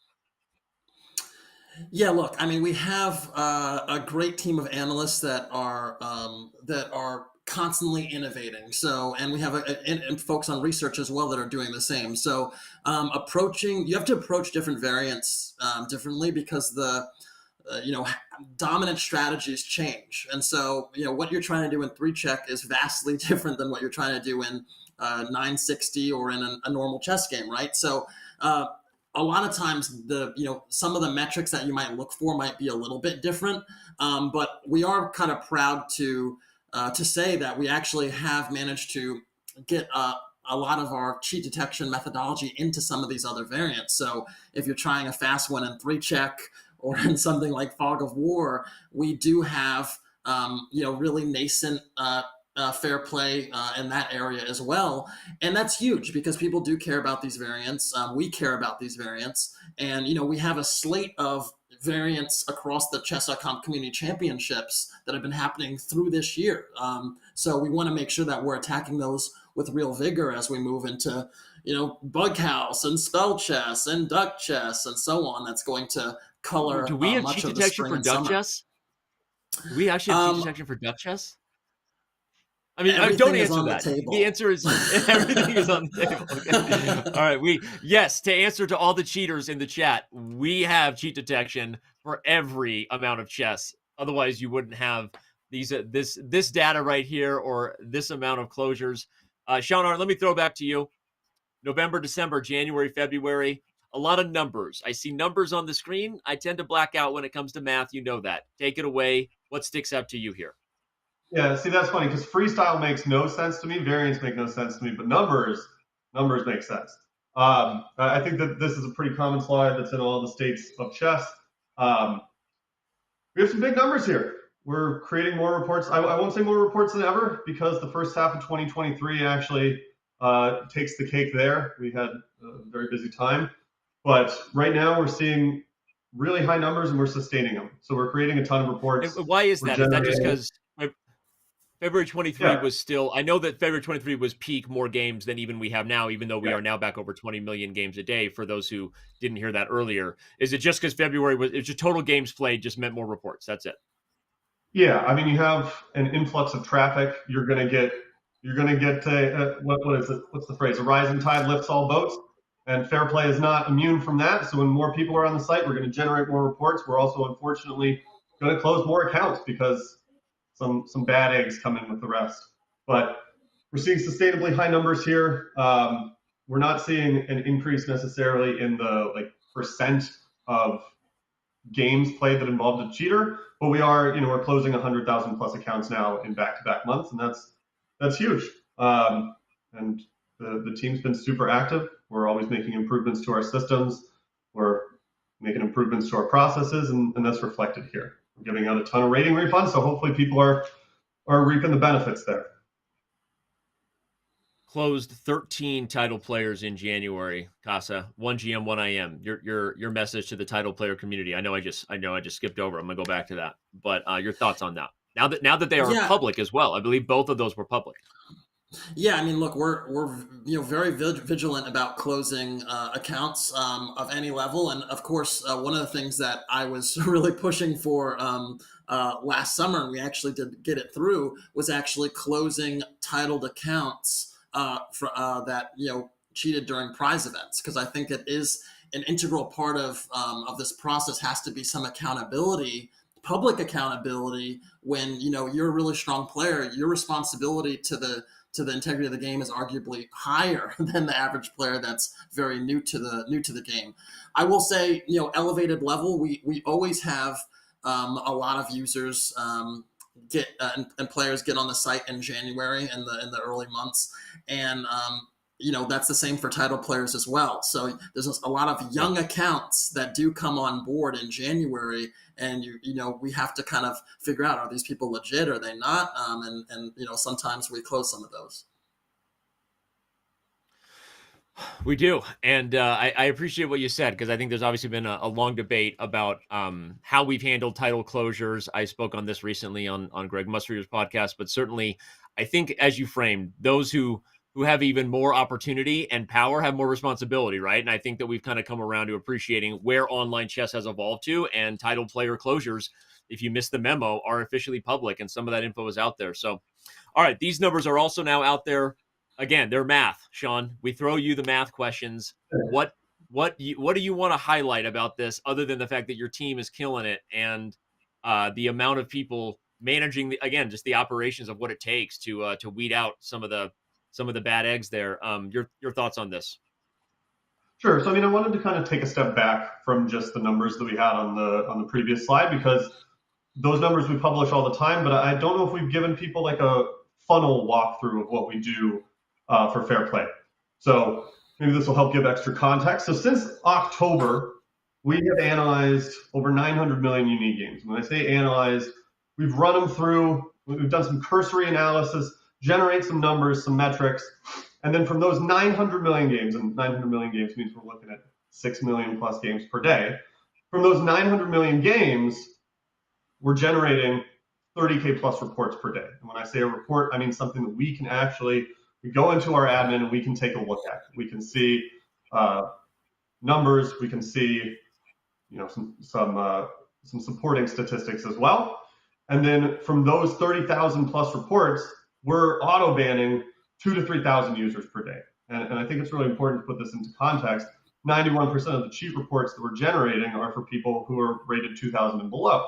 So, Casa spends a lot of his time talking about title players. I spend a lot of my time interacting with title players, but the vast majority of our cheat detection processes are set up to, make the game fair for the everyday player on the site. It may not be as flashy, it might not be as cool to talk about that, but most of the users on the site are not title players. Most of the users on the site are rated below 2,000. We're really focused on it. The vast majority of our time goes to handling those cases. So I think I'm going to be on here for like 10 minutes, 20 minutes. In these 10 to 20 minutes, we'll have made 100 to 200 reports. We've automatically generated those, and we'll have closed 10 to 20 users based on those reports. So fair play is always chugging along. We're banning people right now. Somebody just got banned. Another guy's about to get banned, and yeah, we're always working. I'm over here on my other computer just banning users to pump my stats, right? I love it. Every time a user gets banned, an angel gets their wings. That's why we're busy, right? We're doing the hard work there. No, that's actually really interesting to say, because also every second there's how many games are completed? Like 60 plus games a second or something like that. But that's really good context to remember. All right, here we go. One big topic that has come around, and we're going to be hearing and talking more about this. I recently got feedback from I'll say the top 15 GM that he really enjoyed his Proctor experience. We've seen we've seen a lot happen here. I'm just going to throw to you first, Casa, on the high level of how Proctor's being used, what it is, and the goal here, and then we're going to kind of keep moving through and talk a little bit about the future of Proctor. Yeah, Proctor is essentially a lockdown browser that we intend to have for every single prize event eventually.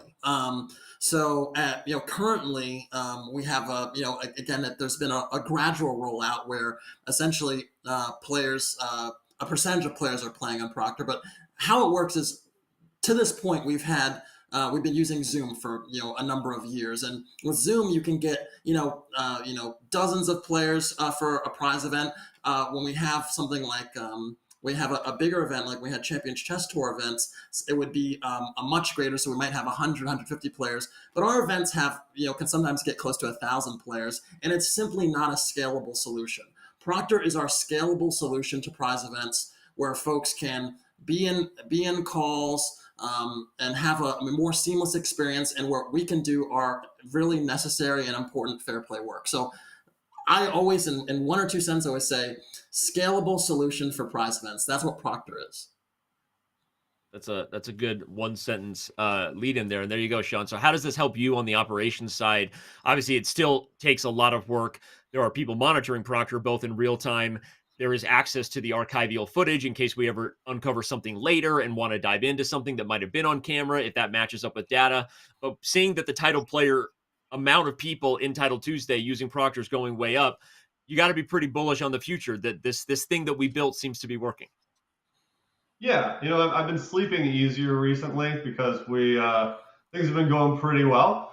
From the operations point of view, it's a lot easier using Proctor because we're putting a lot fewer of the technical requirements on us. You're going to boot up Proctor, and there are instructions on screen that tell you what you need to do. So there's a lot less what do I need to do here? How do I do this?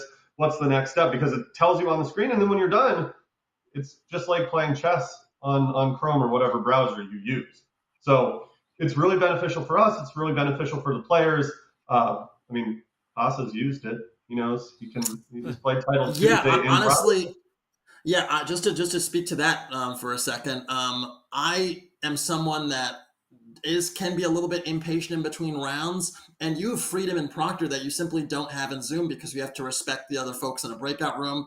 I can bump some hip hop. I can kick back. I can kind of just kind of chill out and relax, and I can do that because when I'm in Proctor, I'm in a room I'm essentially in a breakout room by myself. And so I can, take some liberties that I simply wouldn't be able to enjoy when I'm in a room with 10 to 12 other people.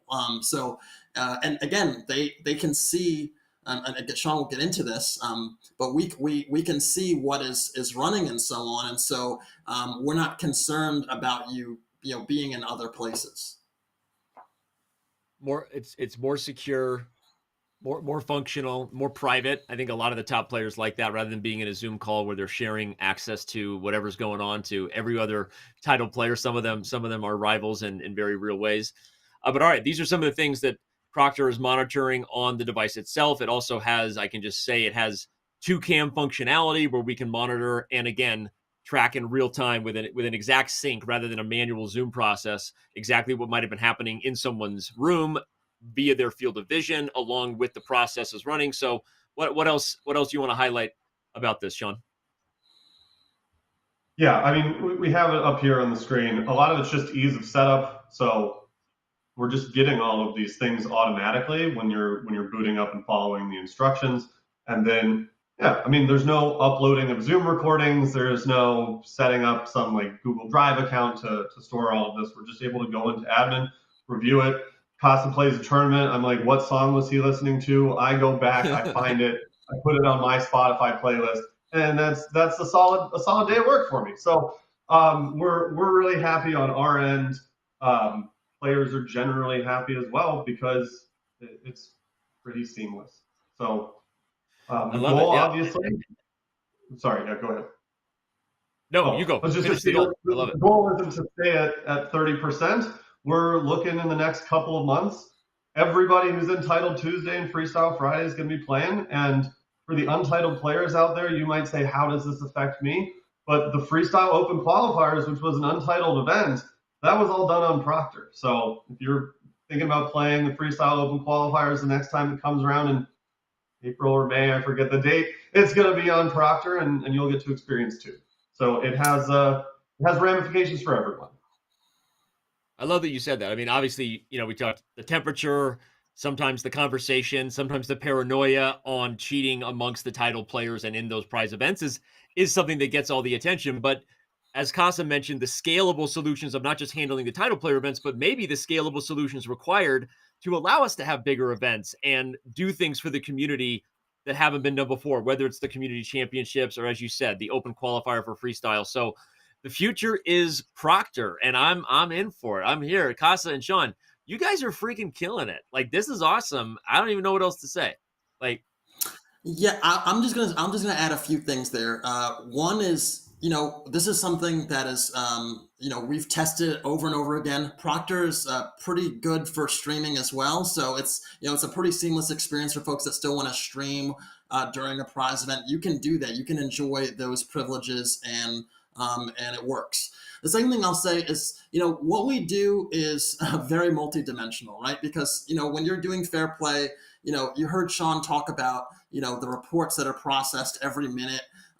We talked about the analysts that are, reviewing those reports. There's a manual review components as well. And now on the flip side, we have an additional tool in our toolkit, which is, having video, having audio, seeing systems. And the truth is, it's really hard to have effective fair play, and nothing is perfect. But when you have this many tools in your arsenal, you have a very, very thorough system in place where you're doing the best possible job you can do. And that's why we're so confident that our events are clean, because we do so much due diligence. I love it. Well, speaking of tools in the arsenal, Sean, be careful with that samurai sword. When you pick it up again, don't cut yourself. Go back to using it to slash away at the cheaters and ban away. Full circle there. You do look good in the man bun. I'm just gonna say it. It looks good. It's a good look. All right, Casa, he looks good, right? I mean, come on, like, man bun, it's working. Rated R All right. conversation. Rated R conversation. Okay, thank you, AI, and thank you everyone who stuck around to this point. When we get back, it's the final segment of our show, the AMA. Let us know your thoughts. Oh, wait a second. Oh, wait. I got questions for them already. Okay, no, bring it. No, we're staying right here. We got questions for these guys.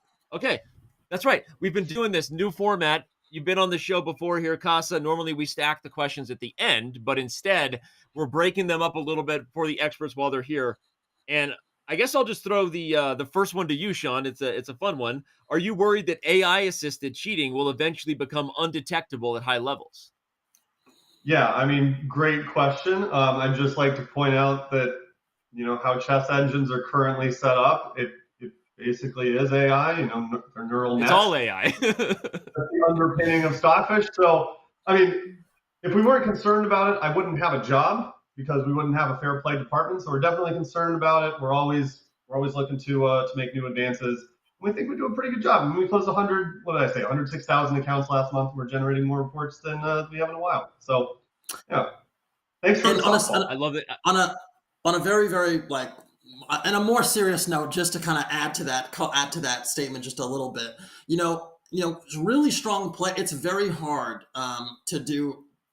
Really strong players don't need help that much, right? And so, it's different than essentially you having auto bans for players that are on the lower end in their elo journey, in their chess journey. But the truth is, and this is the thing that's really important, is that it's basically impossible to disguise inhuman play over time.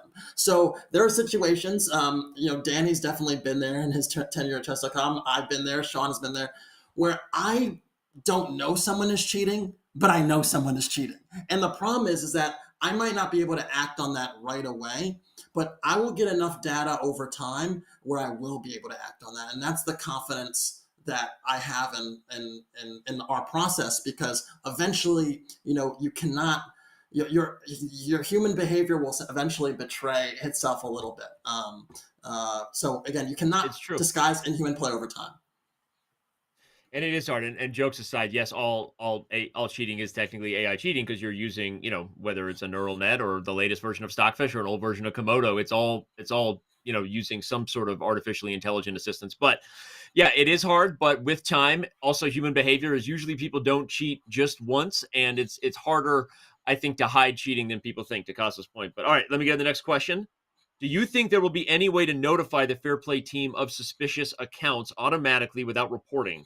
So if an account has certain time usage, high accuracy, et cetera, will it be funneled to Fair Play without anyone reporting the player? I'm going to throw it to you, Casa. Yes. We essentially have many of those things a part of our toolkit right now. Essentially, again, when there's elevated behavior in certain places, reports are generated. And so, and those aren't, most of the time with the aid of someone that's reporting that player. So I would say we have, if I'm understanding the question correctly, that's a huge part of our arsenal currently. We also do appreciate folks that do report players fairly and do some due diligence there, because we do review that as well. And I don't know if I'm maybe getting ahead of my skis here, but I actually would like to see. I'm looking to actually see some changes to that reporting structure down the line this year, because I think again, our community, we've always used the community to make important decisions and closures where warranted. So I want to leverage the community a little bit more as we move throughout the year. Well, in some ways, and maybe I should have even thrown that to you, Sean. I think the other thing about that question, and we'll stay on, is that I guess I would answer with, how do you think we're auto banning accounts to begin with, right? Without revealing all that we're doing, and in the algorithm tracking inorganic high accuracy scores, inorganic inhuman time usage, and the intersection of exactly those things is a lot of exactly what you are doing, with 91% of our reports being generated for players under 2,000, right, Sean? Yeah, well, actually, no. I mean, I should correct you. I'm over here pressing a button 100,000 times a month to make the auto expire. Yeah. With a sword, by the way. You're pressing it with a sword. Yeah. All right, here we go. Let's see. I'll throw it back to you, Casa, in the over the board lane. What are your thoughts on over the board cheating and AI glasses? I just summarized it, but your thoughts on that? Yeah, I mean, over the board cheating is insidious. I think, it's something that, folks have definitely talked about in the last few years, but the vast majority of tournaments have basically no security. And that's, an obstacle that, needs to be overcome in some way, but it's really difficult to do that. It's difficult for organizers to invest in these tools the way we are at Chess.com. We've spent millions of dollars investing in tools to ensure the game is is called the way it should be, essentially. The glasses thing is concerning, but I mean, that's basically what I can say on that. It is concerning. I was concerned when I saw it. Kids these days essentially are doing incredible things with technology, and we're basically in a game or a mode where we're constantly having to address those new problems. And that's another one. Before I throw our last question to Sean, I'm going to say I've actually met with the kids who developed the glasses. Shout out to those kids. You know who you are. And then I ordered a pair of the Meta Ray-Bans, and I'm currently dialing in the glasses to the maximum extent with their help to kind of have some fun testing it. I will say I'm actually less worried about it than people think, because the process of relaying that communication and receiving it back is actually currently still less efficient and more obvious than you would think. And it requires, to some degree, a second gunman, if you will. And so one of the things I've always said is that if it is taken seriously, which I hope more and more over-the-board organizers will, you have to do it in real time, unlike other sports where, blood doping or PED usage or other things happens ahead of time. So I'm still bullish on the idea that with proper measures, no matter the tool, there is still a process to communicate, to receive information. And as long as we're taking that seriously, I think more measures can be put in place. We did them at the Speed Chess Championship in Paris than people think. So, all right, here we go. Last for you, Sean. I'm going to paraphrase it a little because I know that you enjoy yourself some unrated chess. I think this person's question is kind of implying that maybe we're not doing enough to catch people who play unrated chess. But I was wondering how Chess.com can improve catching unrated and daily chess cheaters. If the games they play don't affect ratings, how closely are we following those? If the time control is slow enough, what are we doing here, Sean?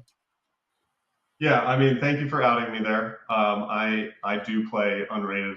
Why do you play so much unrated chess? Like, why is that even? Why do you do that? Who plays unrated chess? I reached 2,000 in bullet, and then I'm like, I'm never gonna lose 2,000 in bullet, so I just stopped playing rated. Coin cheese or snaps. So, yeah, I'm out there just fiending unrated, and I'm the #1 advocate for the unrated community. I'm always like talking with the team about what we can do in unrated chess. I mean, honestly, some of the damages that are done in unrated chess when it comes to cheating are a lot lower because there's no like rating inflation that's going to happen there. But we're absolutely all of the systems that we use to catch cheaters apply both to rated and unrated. So any improvement we make goes to both systems. For daily, that's a doozy. I mean, if you give anybody 3 days to figure out their next move, or a week to figure out their next move, or even a day to figure out their next move, they're going to play some pretty good chess. But we do spend a lot of time reviewing it. And again, the same technical improvements that we make for rated and unrated chess, it applies to daily. So it's an ongoing process. We see a lot of really fun daily cases. Those are some of the most entertaining ones I see each week. But we're out there. We're fighting. Yeah. Guys, we appreciate it. Appreciate that you're out there. I already set up the fact that the AMA section was next and then realized I had more questions for you guys, but I think we're really going to take a break now, let you both get back to it. Thank you for the work you're doing. Both the stuff people know about, the stuff they don't know about. You're doing the champions stuff, and we'll have you again on a future State of Chess. Awesome. Thanks so much. It's nice talking with you. Peace. See you, everybody. We'll be right back.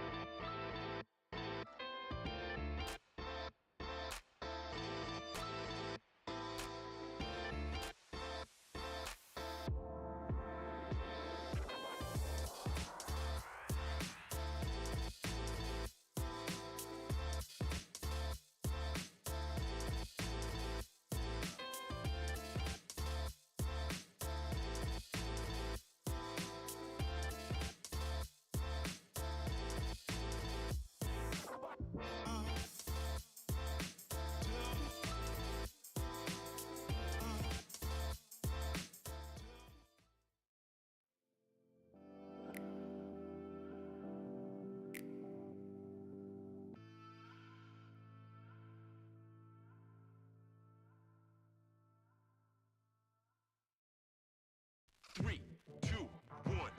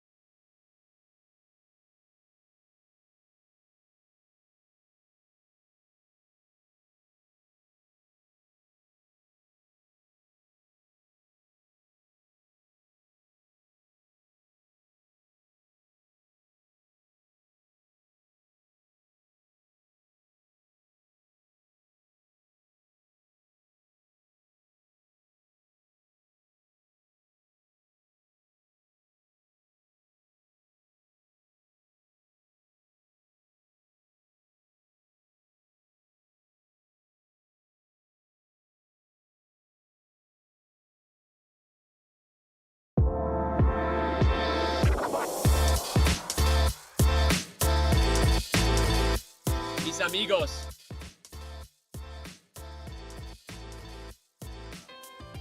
Mis amigos. There it is. That was it. That was the AI voice that they were waiting to play. I didn't expect that one. If you missed that earlier, that's pretty exciting. I think that there are going to be some real breakthroughs in regards to the chess learning experience in the future. I've got my eyes on chat over here. Shout out again to Chess on Earth for donating hundreds of subs today. If you are the recent recipient of a free sub, use those emotes. Use those chess emotes on any other channel too. That's the main reason to sub on Twitch, in my opinion, is the emotes, because it's like an inside joke, and you bring like someone's face to a different channel that has no idea what that emote is, and I don't even know. I don't know what I'm talking about. I'm old.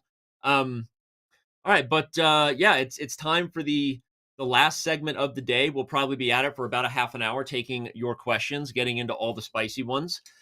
I will try to keep my eye on chat in real time. You know that I do that sometimes against the wishes of PR and legal. I tend to dive into the spiciest, and sometimes I've had a bad habit in the past of letting myself get flustered by an obviously negative and trolling question. But if that's something you come to chat to do, especially as an anonymous person on the internet, that's officially also a you problem. You might want to rethink your quality of life choices. That's a you but all right. problem. Thank you. We were thinking about our choices heading into the new year. Eric and I wrote a blog. We haven't done that in a minute. We usually write a couple a year, just sort of addressing the community. But we got together and wrote down some New Year's resolutions for everybody. So that's how we're going to start the Q&A AMA section, because some of that stuff was fun and is topical. As I say, I'm looking for my ability to get to the next slide. We're going to dive right in. So I haven't looked at these in a while, but yes, it was right after the World Rapid and Blitz, so we certainly used it as a chance to have some fun about what the players can wear. They are allowed to wear jeans, especially in Chess.com's events. Done. All championships should have a single champion. That is also done. Shout out to the crazy ending of the World Rapid and Blitz there, but we agree. We want a single champion, even though I don't think there was any malintent by either Magnus or Jan Nepomniachtchi. I think it is what it is. It was what it was. But yeah, we want single champions. We agree. Speaking of champions, we want more Armageddon. We were advocating that, from my perspective, Armageddon is treated as a bug in chess, something that's required to be used when we can't break the deadlock. And a lot of my criticism, again, was to the format, especially given that the players and FIDE clearly were not aligned on the format, which is why we got that wild ending.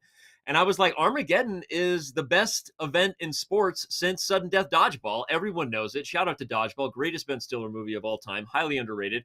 But Armageddon is awesome. And we have an Armageddon championship coming your way this year. The only reason we haven't announced this yet, I'm just going to be real, the 2025 calendar is an absolute bleep show. It is like, can I actually curse? Do I get one curse word on this show and it's still rated PG-13? It's a nightmare. The 2025 calendar is a complete mess, and it's hard to find dates even when you want to do cool stuff, because there are more people than ever who want to run their own chess events. So yeah, I don't know what you just said, but my producer's in my ear, so I'm breaking the fourth wall. You said something that I didn't hear, but we're going to keep going. Here we go. We've got provide the best fair play protections possible, and we're doing that. We just had Sean and Casa on. That was awesome, by the way. They are a dynamic duo, and thank you to what they're doing. Proctor is rolling out.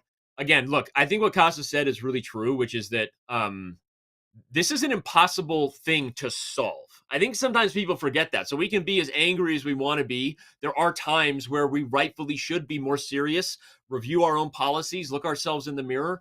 We're doing a lot of things to continue to invest there, but it's not possible, unfortunately, to stop people from cheating or doing bad things. But I think it's going okay, and I am proud of the investments, and I am happy to see what Proctor's doing, and the fact that we didn't talk about this. We've actually had lower participation in Title Tuesday since Proctor. We were right on the cusp of hitting 1,000 users in Title Tuesday.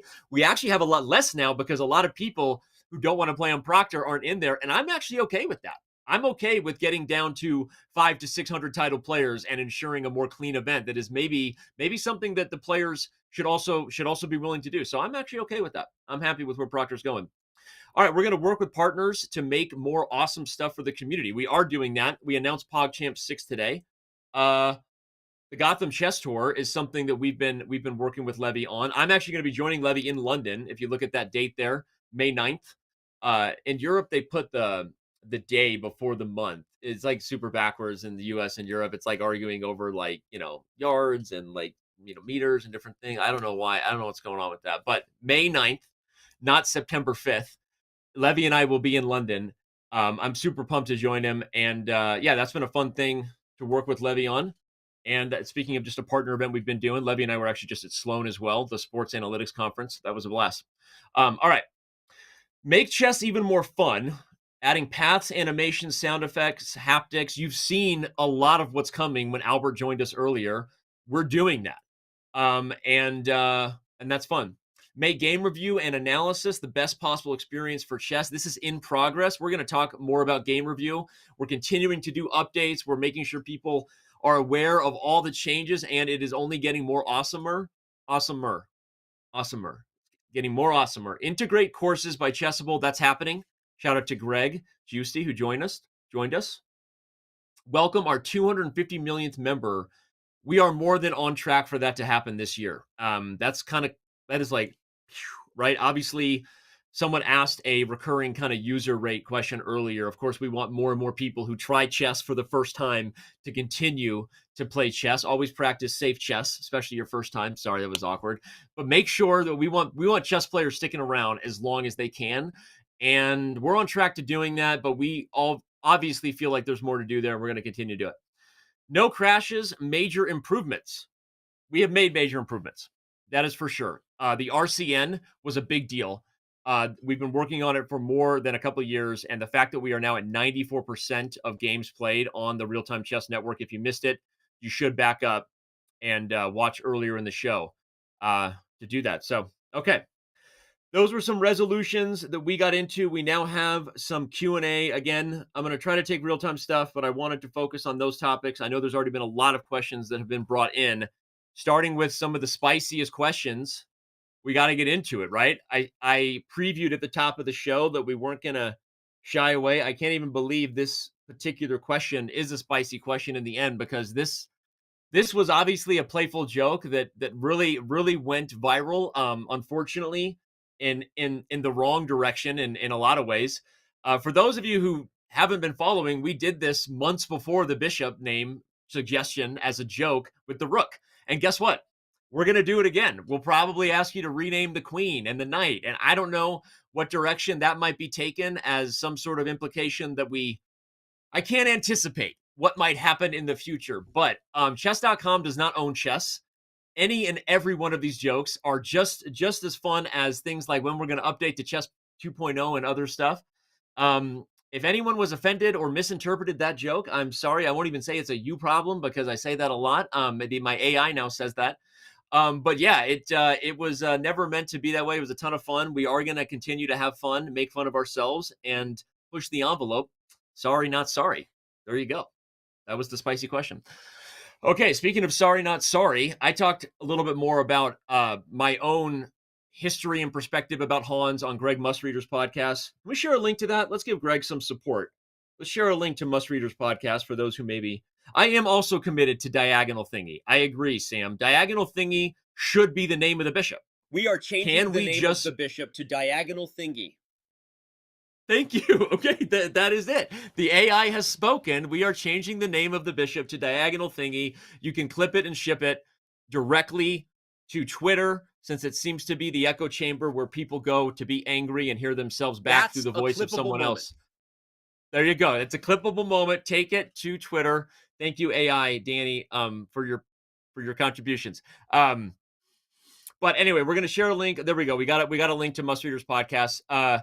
Here's what I'll say. I really don't have a lot more to say about this. This question for sure would come in. I talked about my perspective on Hans and the things that he continues to not tell the truth about, even though I think he could, versus the things that some people think he's still lying about. There's a Netflix Untold coming out about this. That is happening. It has been announced. We're allowed to talk about it now. Everybody shared their perspectives, and Hans and Magnus both got deep and gave you a lot more than Magnus said on Rogan. I'll say that. I have not seen it myself, but from everything I understand from the producers at Netflix, it's going to be spicy. It's going to be a pretty special episode. Untold is excited. If you don't know what Untold is, it's a sports documentary series on Netflix. I highly recommend it. They do actually really, really good stuff.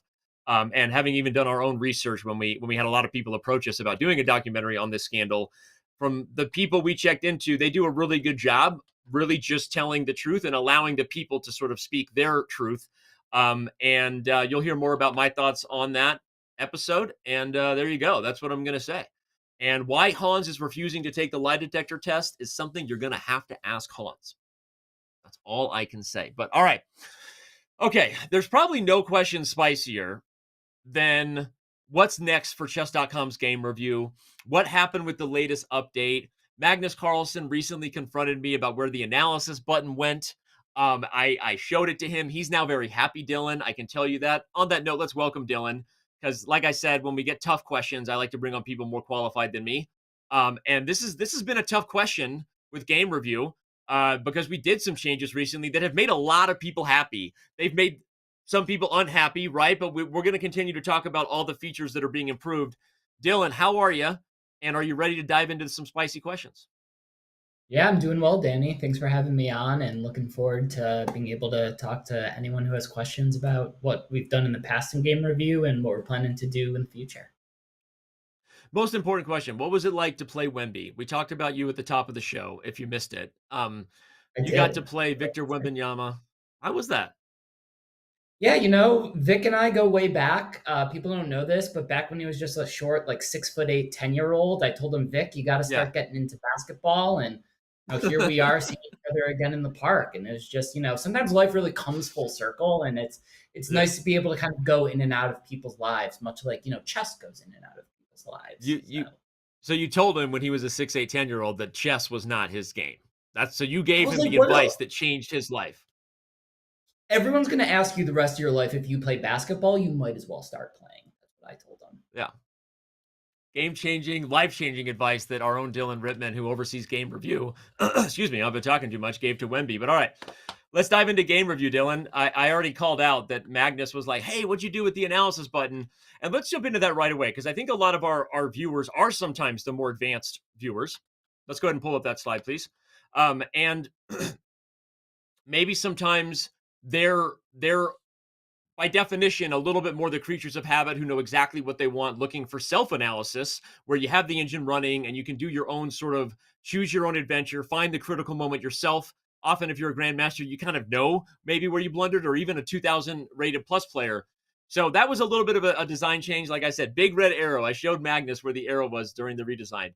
But your thoughts on some of the fun things that we've done recently to change it and maybe a little bit of where we're headed. Yeah, what we're always trying to do is create the best game review experience and the best analysis experience. And in the past, I think the line between the two were more blurred. And now, if you want to explore on your own in self-analysis, there's always going to be that button in the top right of your phone to get there. And if you're the kind of person who wants to go through game review, we're really going to have Coach always there to help you and explain moves and give you the brilliancies and the blunders.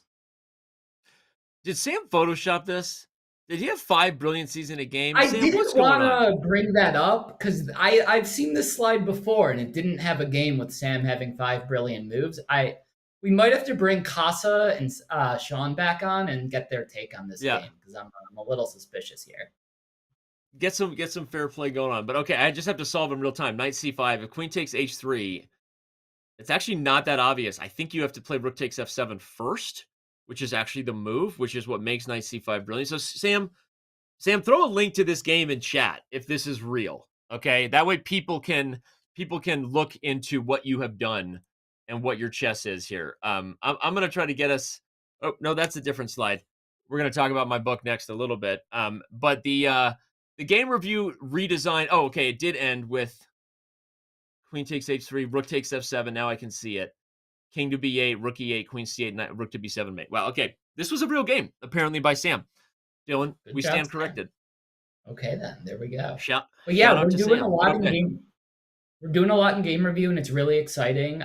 People on web may have noticed a couple new features, so Coach can talk to you through audio, and that really unlocks the ability for people to kind of focus on the board, pay attention to the moves, and try to calculate while hearing feedback from Coach instead of having to read on the side and then look at the board. So just kind of trying to keep bringing that real life coaching experience into game review. Something else that happened recently on web game review that we're looking forward to bringing to mobile is you can just make any move you want on the board, and coach will give you the move classification, give you the explanation. Because one thing that we've always felt was kind of restrictive of game review that you can do an analysis is like, hey, I had my own ideas in my head during the game. What happens if I play them out? And we want people to be able to explore any kind of thought they have about their chess game on game review the same way they would with a coach or in self-analysis. And so we're really excited about bringing those features to mobile as well. Yeah. Okay. All right, we do have a couple questions from the community. The first one is the one that's a little bit harder, but I know as the shepherd who really takes this role seriously, because you know that game review is our most popular feature in many ways, and people care deeply about it. I'm just going to throw it at you. The question was, what are the future plans for game review? Because to be honest, any and all the recent updates have been disappointing. So obviously that's a user who didn't like certain things, but what are your thoughts on one, navigating people who maybe want things to be a certain way and thinking about the future, again, as you're trying to guide this feature to serve every possible level of chess player? Yeah, it's a great question, and it's really fair feedback from the community. We know that with any sort of large scale change like this, some people are going to like it and some people aren't, just with like the sheer number of people that are fortunately using game review right now.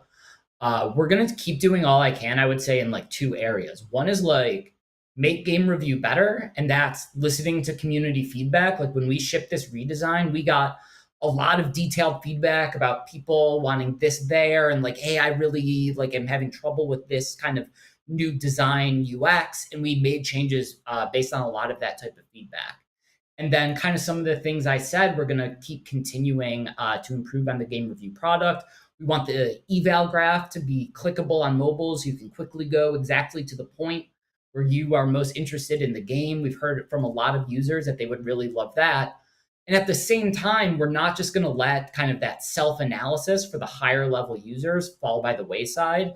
And we're going to continue investing both on mobile and on web to make self-analysis also a really great experience. And so people can have all the tools at their fingertips, whether they want that more coach-guided experience in game review or that more self-guided experience in analysis.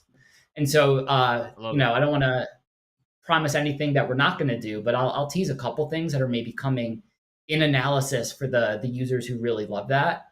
One is I just want to acknowledge that some of our features haven't been the best in the past or the easiest to use. So something like library, we've heard feedback on about it being clunky, or our Explorer experience not having all the features that users want. And so those are two things that we're definitely going to be working on to ship this year, to have a new and improved, easier to use library, to have a more comprehensive Explorer where you can look at all games played on Chess.com, whether it's Blitz or Bullet, for whatever rating range is most applicable to you. And so I'm really excited to be able to kind of serve both of the kind of game review and analysis communities with a bunch of different features. You literally just read the mind of the question, the next one we have. I think that's something that people have been asking for and kind of want to know, which is this specific, what are the plans to allow players, if any, to see all the moves that have been played on the website as a database alongside analysis like the Masters or the Lichess one? So that's kind of what you were just talking about a little bit with the self-serve motivated people, the people who want and maybe in some ways need to be guided, having access to an Explorer like other sites have. So what are the plans here? Yeah, I mean, I guess I'm glad that the answer to this person's question is yes, that this is something that we actively want to have on the site and we know is going to be a big help for people building up their repertoires. And to that end, I know Greg was on earlier to talk about courses, and the integration of courses into our broader analysis framework is like a really big deal, because we want people to be able to, hey, in this position that I get to in my openings that I play bad at, like, what courses are there? So I know that that's like the type of feature on Chessable that we would also love to bring into Chess.com. And so we're always looking at ways that we can kind of make that self-taught learning journey easier for all users.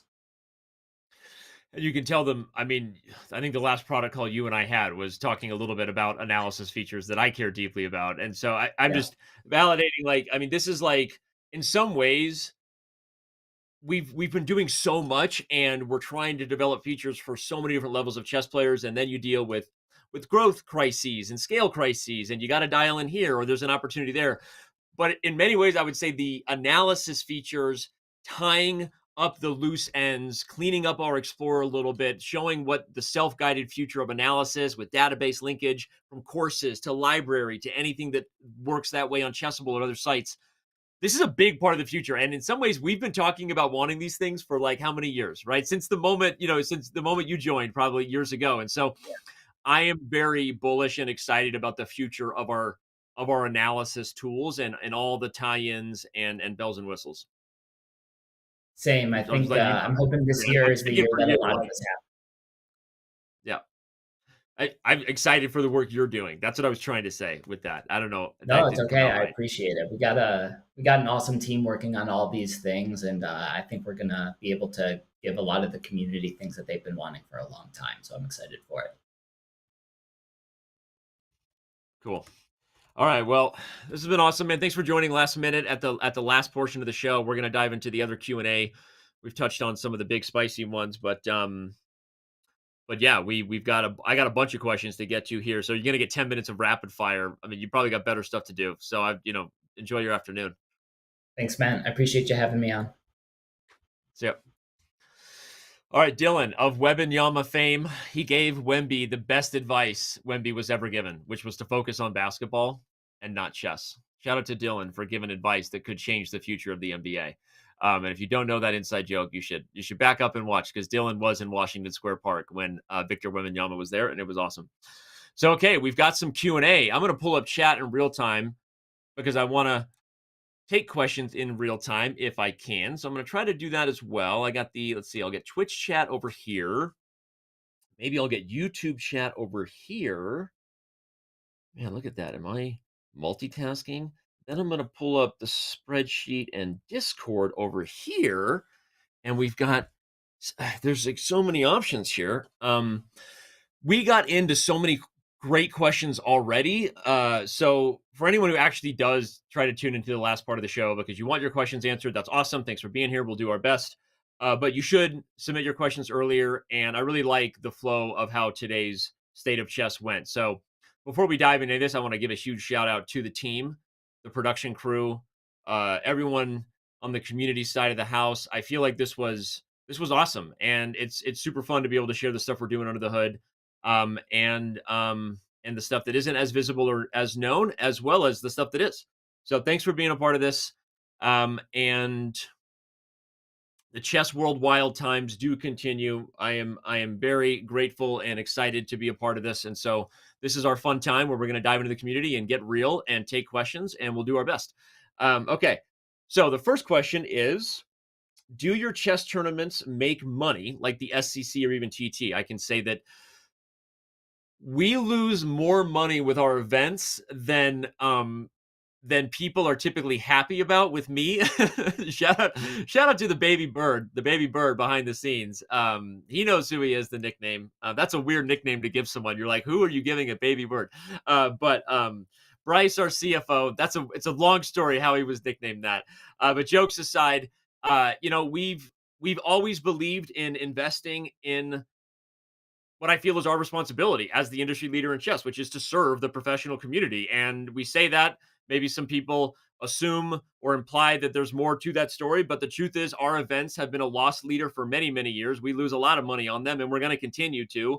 I think that there is, of course, the bigger picture effect that I think serving the professional community and helping build them where possible so that they can be the heroes of tomorrow for the next generation of chess players certainly serves the bigger goals of Chess.com. So there's no way to deny that, nor would I ever want to. But our events lose a lot of money. We do not make money on any of our events, and sometimes we try to review them and be honest about whether they are still serving a part of the community that we initially had in mind when we launched them versus others. But no, our events don't make money, but we love doing them, and we're going to continue to. Can you please add freestyle chess bots? We're working on that. Actually, we are, and I requested it a couple months ago, and we're going to continue to. So, yeah, we're working on freestyle chess bots. It's coming, and I think there's a lot of fun ideas there. Personalities that play a certain type of freestyle positions, certain levels. Obviously, who doesn't want to beat up Martin, right? In Chess 960, come on, right? That doesn't if that doesn't sound like a good time, what is, right? Come on, let's go beat up Martin. All right, yes, for sure we are. How can we contact a real human for support? When I go to chess.com support, it's like a maze. So we have invested a lot in better self-serve support technology over the last couple of years, because back up, we actually were probably really far the other way, where we really didn't have any infrastructure at all when sometimes someone's question was actually very simple and or just needed information or a helping hand and a guide to find something. So we've invested a lot in our sort of automated, AI LLM combined with human influence support systems. If you're not happy, you can email support@chess.com. That's an email I can give out. And that is a real person that you can get on the other side. We have an awesome support staff. They deliver crazy quality across not just chess, but when compared to peers across technology and gaming. So our support staff is amazing. I'm sorry if you felt like you didn't have a good experience there. Please send your feedback to support@chess.com. Also, our social media on Twitter, the support account, I think it's Chess.com support, is managed and overseen by real humans. And if you send a thoughtful message there, not just an angry complaint, if you give us some symptoms, you are definitely going to get a thoughtful response, I promise you. So please go ahead and do that. Will you ever add the arrow option for mobile? I don't quite know what that means. The ability to draw an arrow? The whole idea of drawing arrows was something we developed early on, initially for chess coaches and analysis, then eventually for chess content that we were creating. Chess content became live streaming and our creators. And so the idea that people are streaming from a web client is probably way more effective and popular than anyone who would ever stream on mobile. I don't know that drawing an arrow on mobile is a high priority for us. Just to be real, the technology is also very different on touchscreens. So if I'm missing the point on the arrow there, I guess send a message, follow up again. But I do not believe we have a plan to add the arrow. Yeah. So here we go.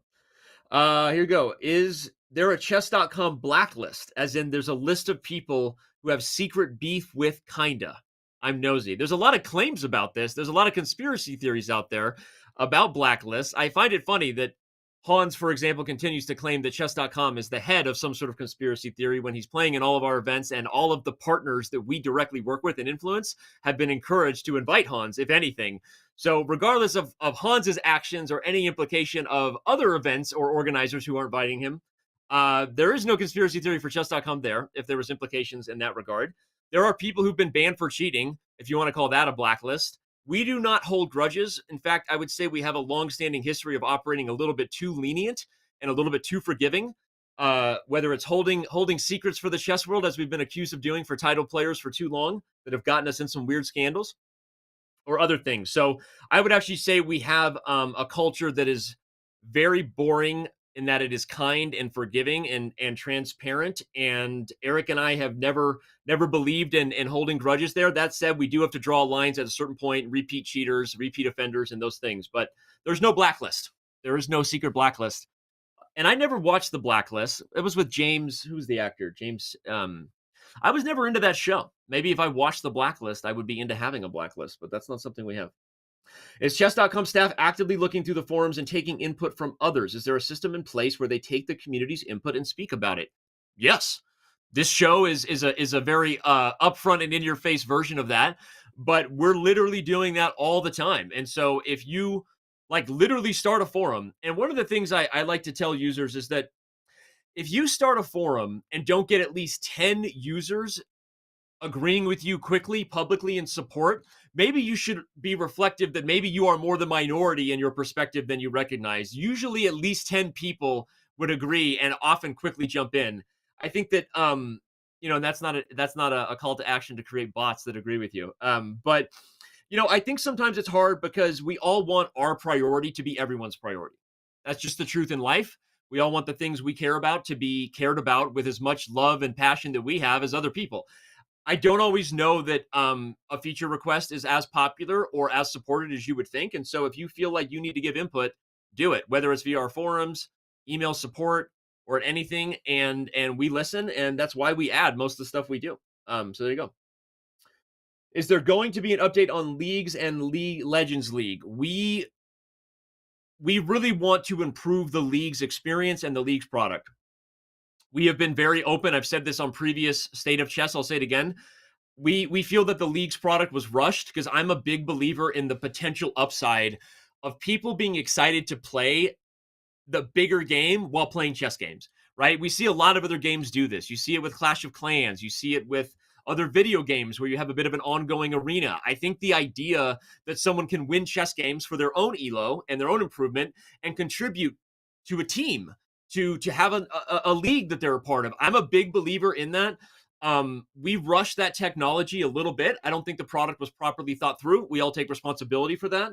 And we will do better in the future. So leagues is on the agenda. I'm going to be honest with you, though.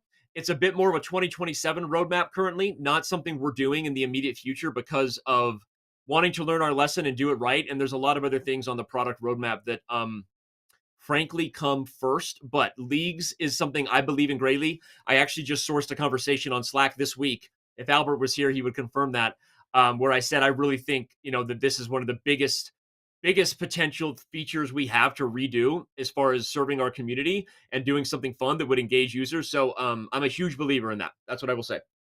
Do you have a Lichess account, Danny? I don't think I have a Lichess account. I've played on Lichess before. I did one stream with a streamer back at the Denver Open in 2019. But I don't think I have a Lichess account, actually. I don't spend a lot of time on Lichess. That's the truth. Any internships, co-ops planning to be posted? What tips would you give to stand out to get an offer from Chess.com? You can go to Chess.com/jobs. Can we bring up that slide? We'll try to bring up the Chess.com/jobs slide. I think we have that here. Yeah, there you go. We got it. I did it myself. I did it. I didn't wait for my producer. Sorry about that, Bick. Love you, Bick. Can everyone tell Bick that they love him? Just shout out to Bick, our producer. Play it again. Shout out to Bick, our producer. Thank you. He obviously made that one for that moment. Shout out to Bick, our producer. Yes, Chess.com is hiring. I don't know how to offer advice on how to stand out, because the truth is, at the scale of our company, we hire for people who are really, really qualified and have the resume. And if you're qualified and have the resume for what we're looking for, then you're a great candidate. But I guess what I will say is this, because Eric and the team would appreciate highlighting this.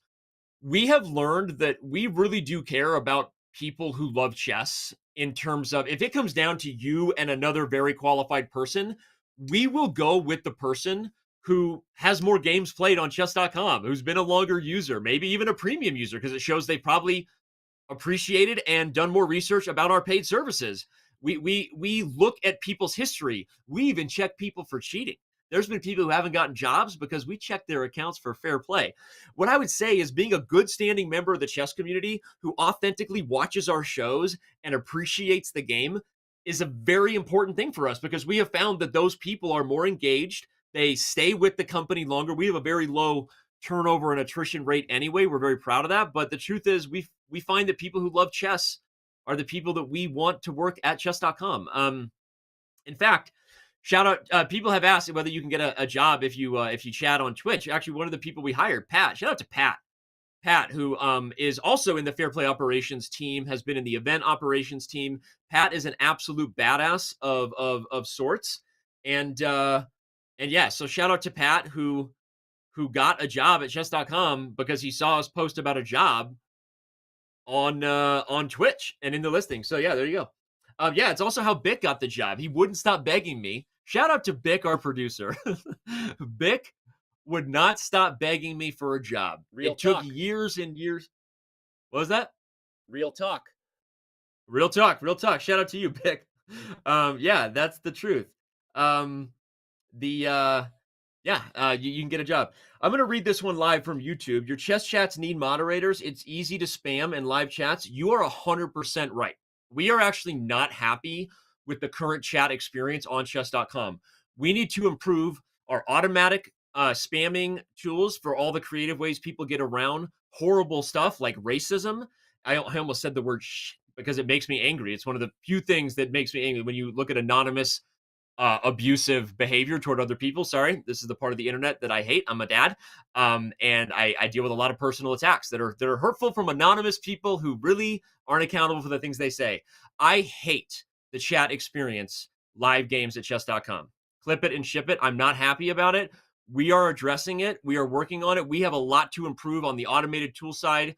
We need more help there. It hurts me. It makes me unhappy when I see the level of just like vile stuff that is said on the internet, and we're going to continue to work to make Chess.com a better place. Thank you for saying that, because it pisses me off.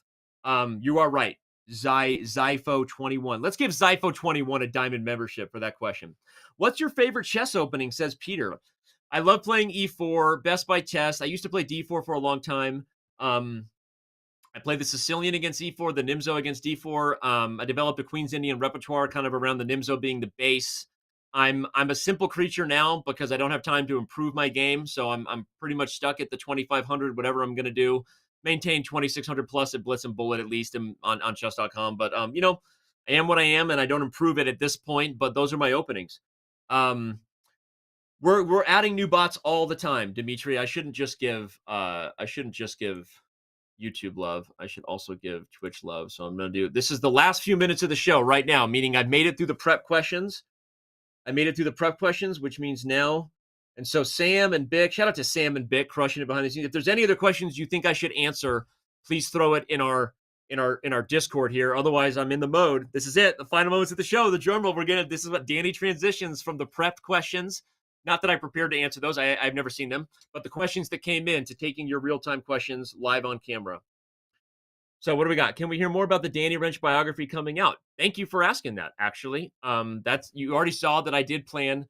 I would have been remiss to not plug my book, I guess, because it was an absolute ordeal to write this thing. I really mean that. If they had told me what it was like to review my life in a memoir format and then try to articulate in a thoughtful way, like what I'm trying to say, otherwise, why just spread news about traumatic shit? There it is. I'm going to say it. Why spread news about traumatic shit you've gone through in your life unless there's a purpose to do it? Why even dive into the past unless there's something you can learn for the future? And how to articulate that? I put a lot of work into this. This is about way more than just my experience with chess. Obviously, my life growing up in a spiritual commune that, again, would be considered a cult. I still have a hard time even saying that word cult. That's what it is to review and be honest about some of those things. You can pre-order it. I would appreciate it. But also no big deal. It'll be out at some point. I think you'll like it. And I put my heart and soul into it. And there you go. You can pre-order Dark Squares. Use the command Dark Squares. I'm just being told. Use the command Dark Squares in chat to pre-order Danny's book. Use the command Dark Squares in chat. There you go. And it was a wild ride, and there's going to be a lot more about my story coming out in the coming months as we prepare for it to launch in September. And then a lot of other things that go with it. So kind of a crazy journey that a lot of people don't know, and you're going to find out about it. So with that, we've got, like I said, we had some chat. There are jokes in the book because, I try to do everything. In fact, there would have been a lot more breaking the fourth wall and sort of my awkward humor if I had my way in every way in the book. And you can say, isn't it your book? Yes, but you hire people to work with you as editors and collaborators to give you feedback and hold you in check. So I didn't have as many break the fourth wall moments. Maybe I'll write a second book where I do a little more awkward humor stuff. But this one is pretty much to the story because there was a lot to get in the book. So we didn't have a lot of fluff in there, but it will be fun. I think you'll enjoy it. All right.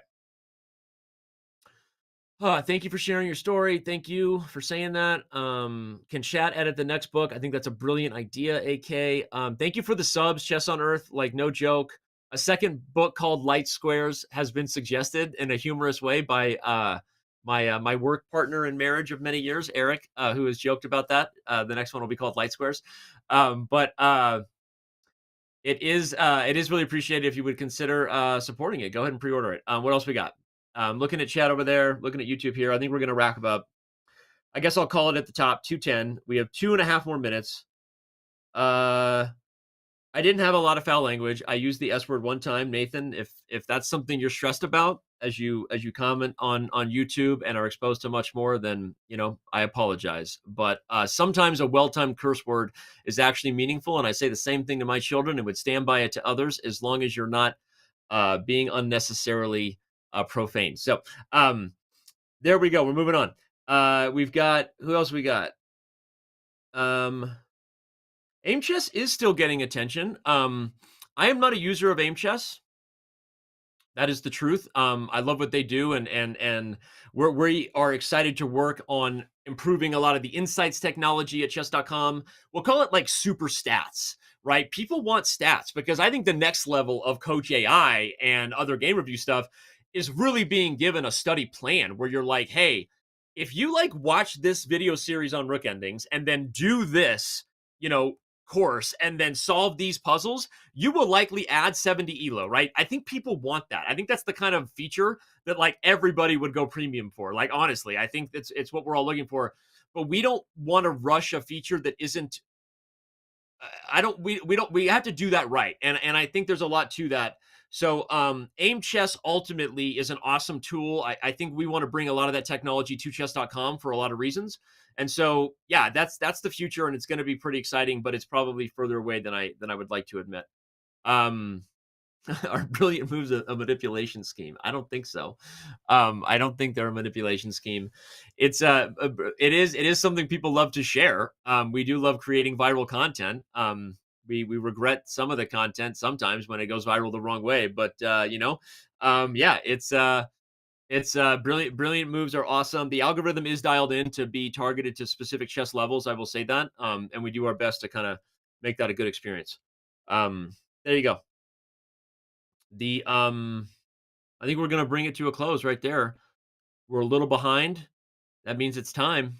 Thank you everybody who tuned in to the State of Chess. Thank you for your time. And I don't know what else to say. Should we end the show? Should I do it? Should I do it, or should I keep the show going? Just do it! Yesterday, you said tomorrow. So just do it! Make your dreams come true! Nothing is impossible. No, what are you waiting for? Do it! Just do it! Yes, you can!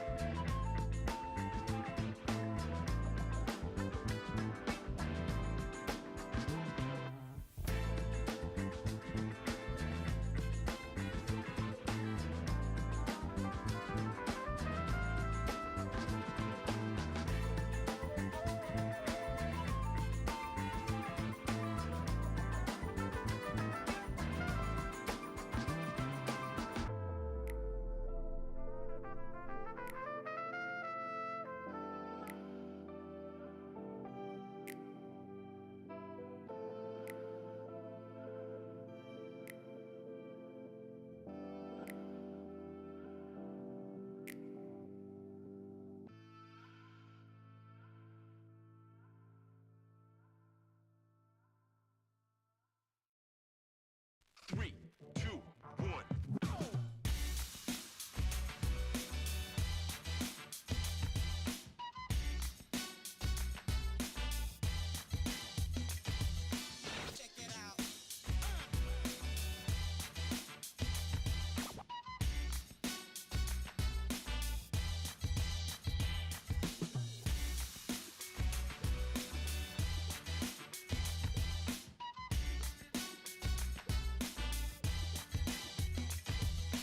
Right.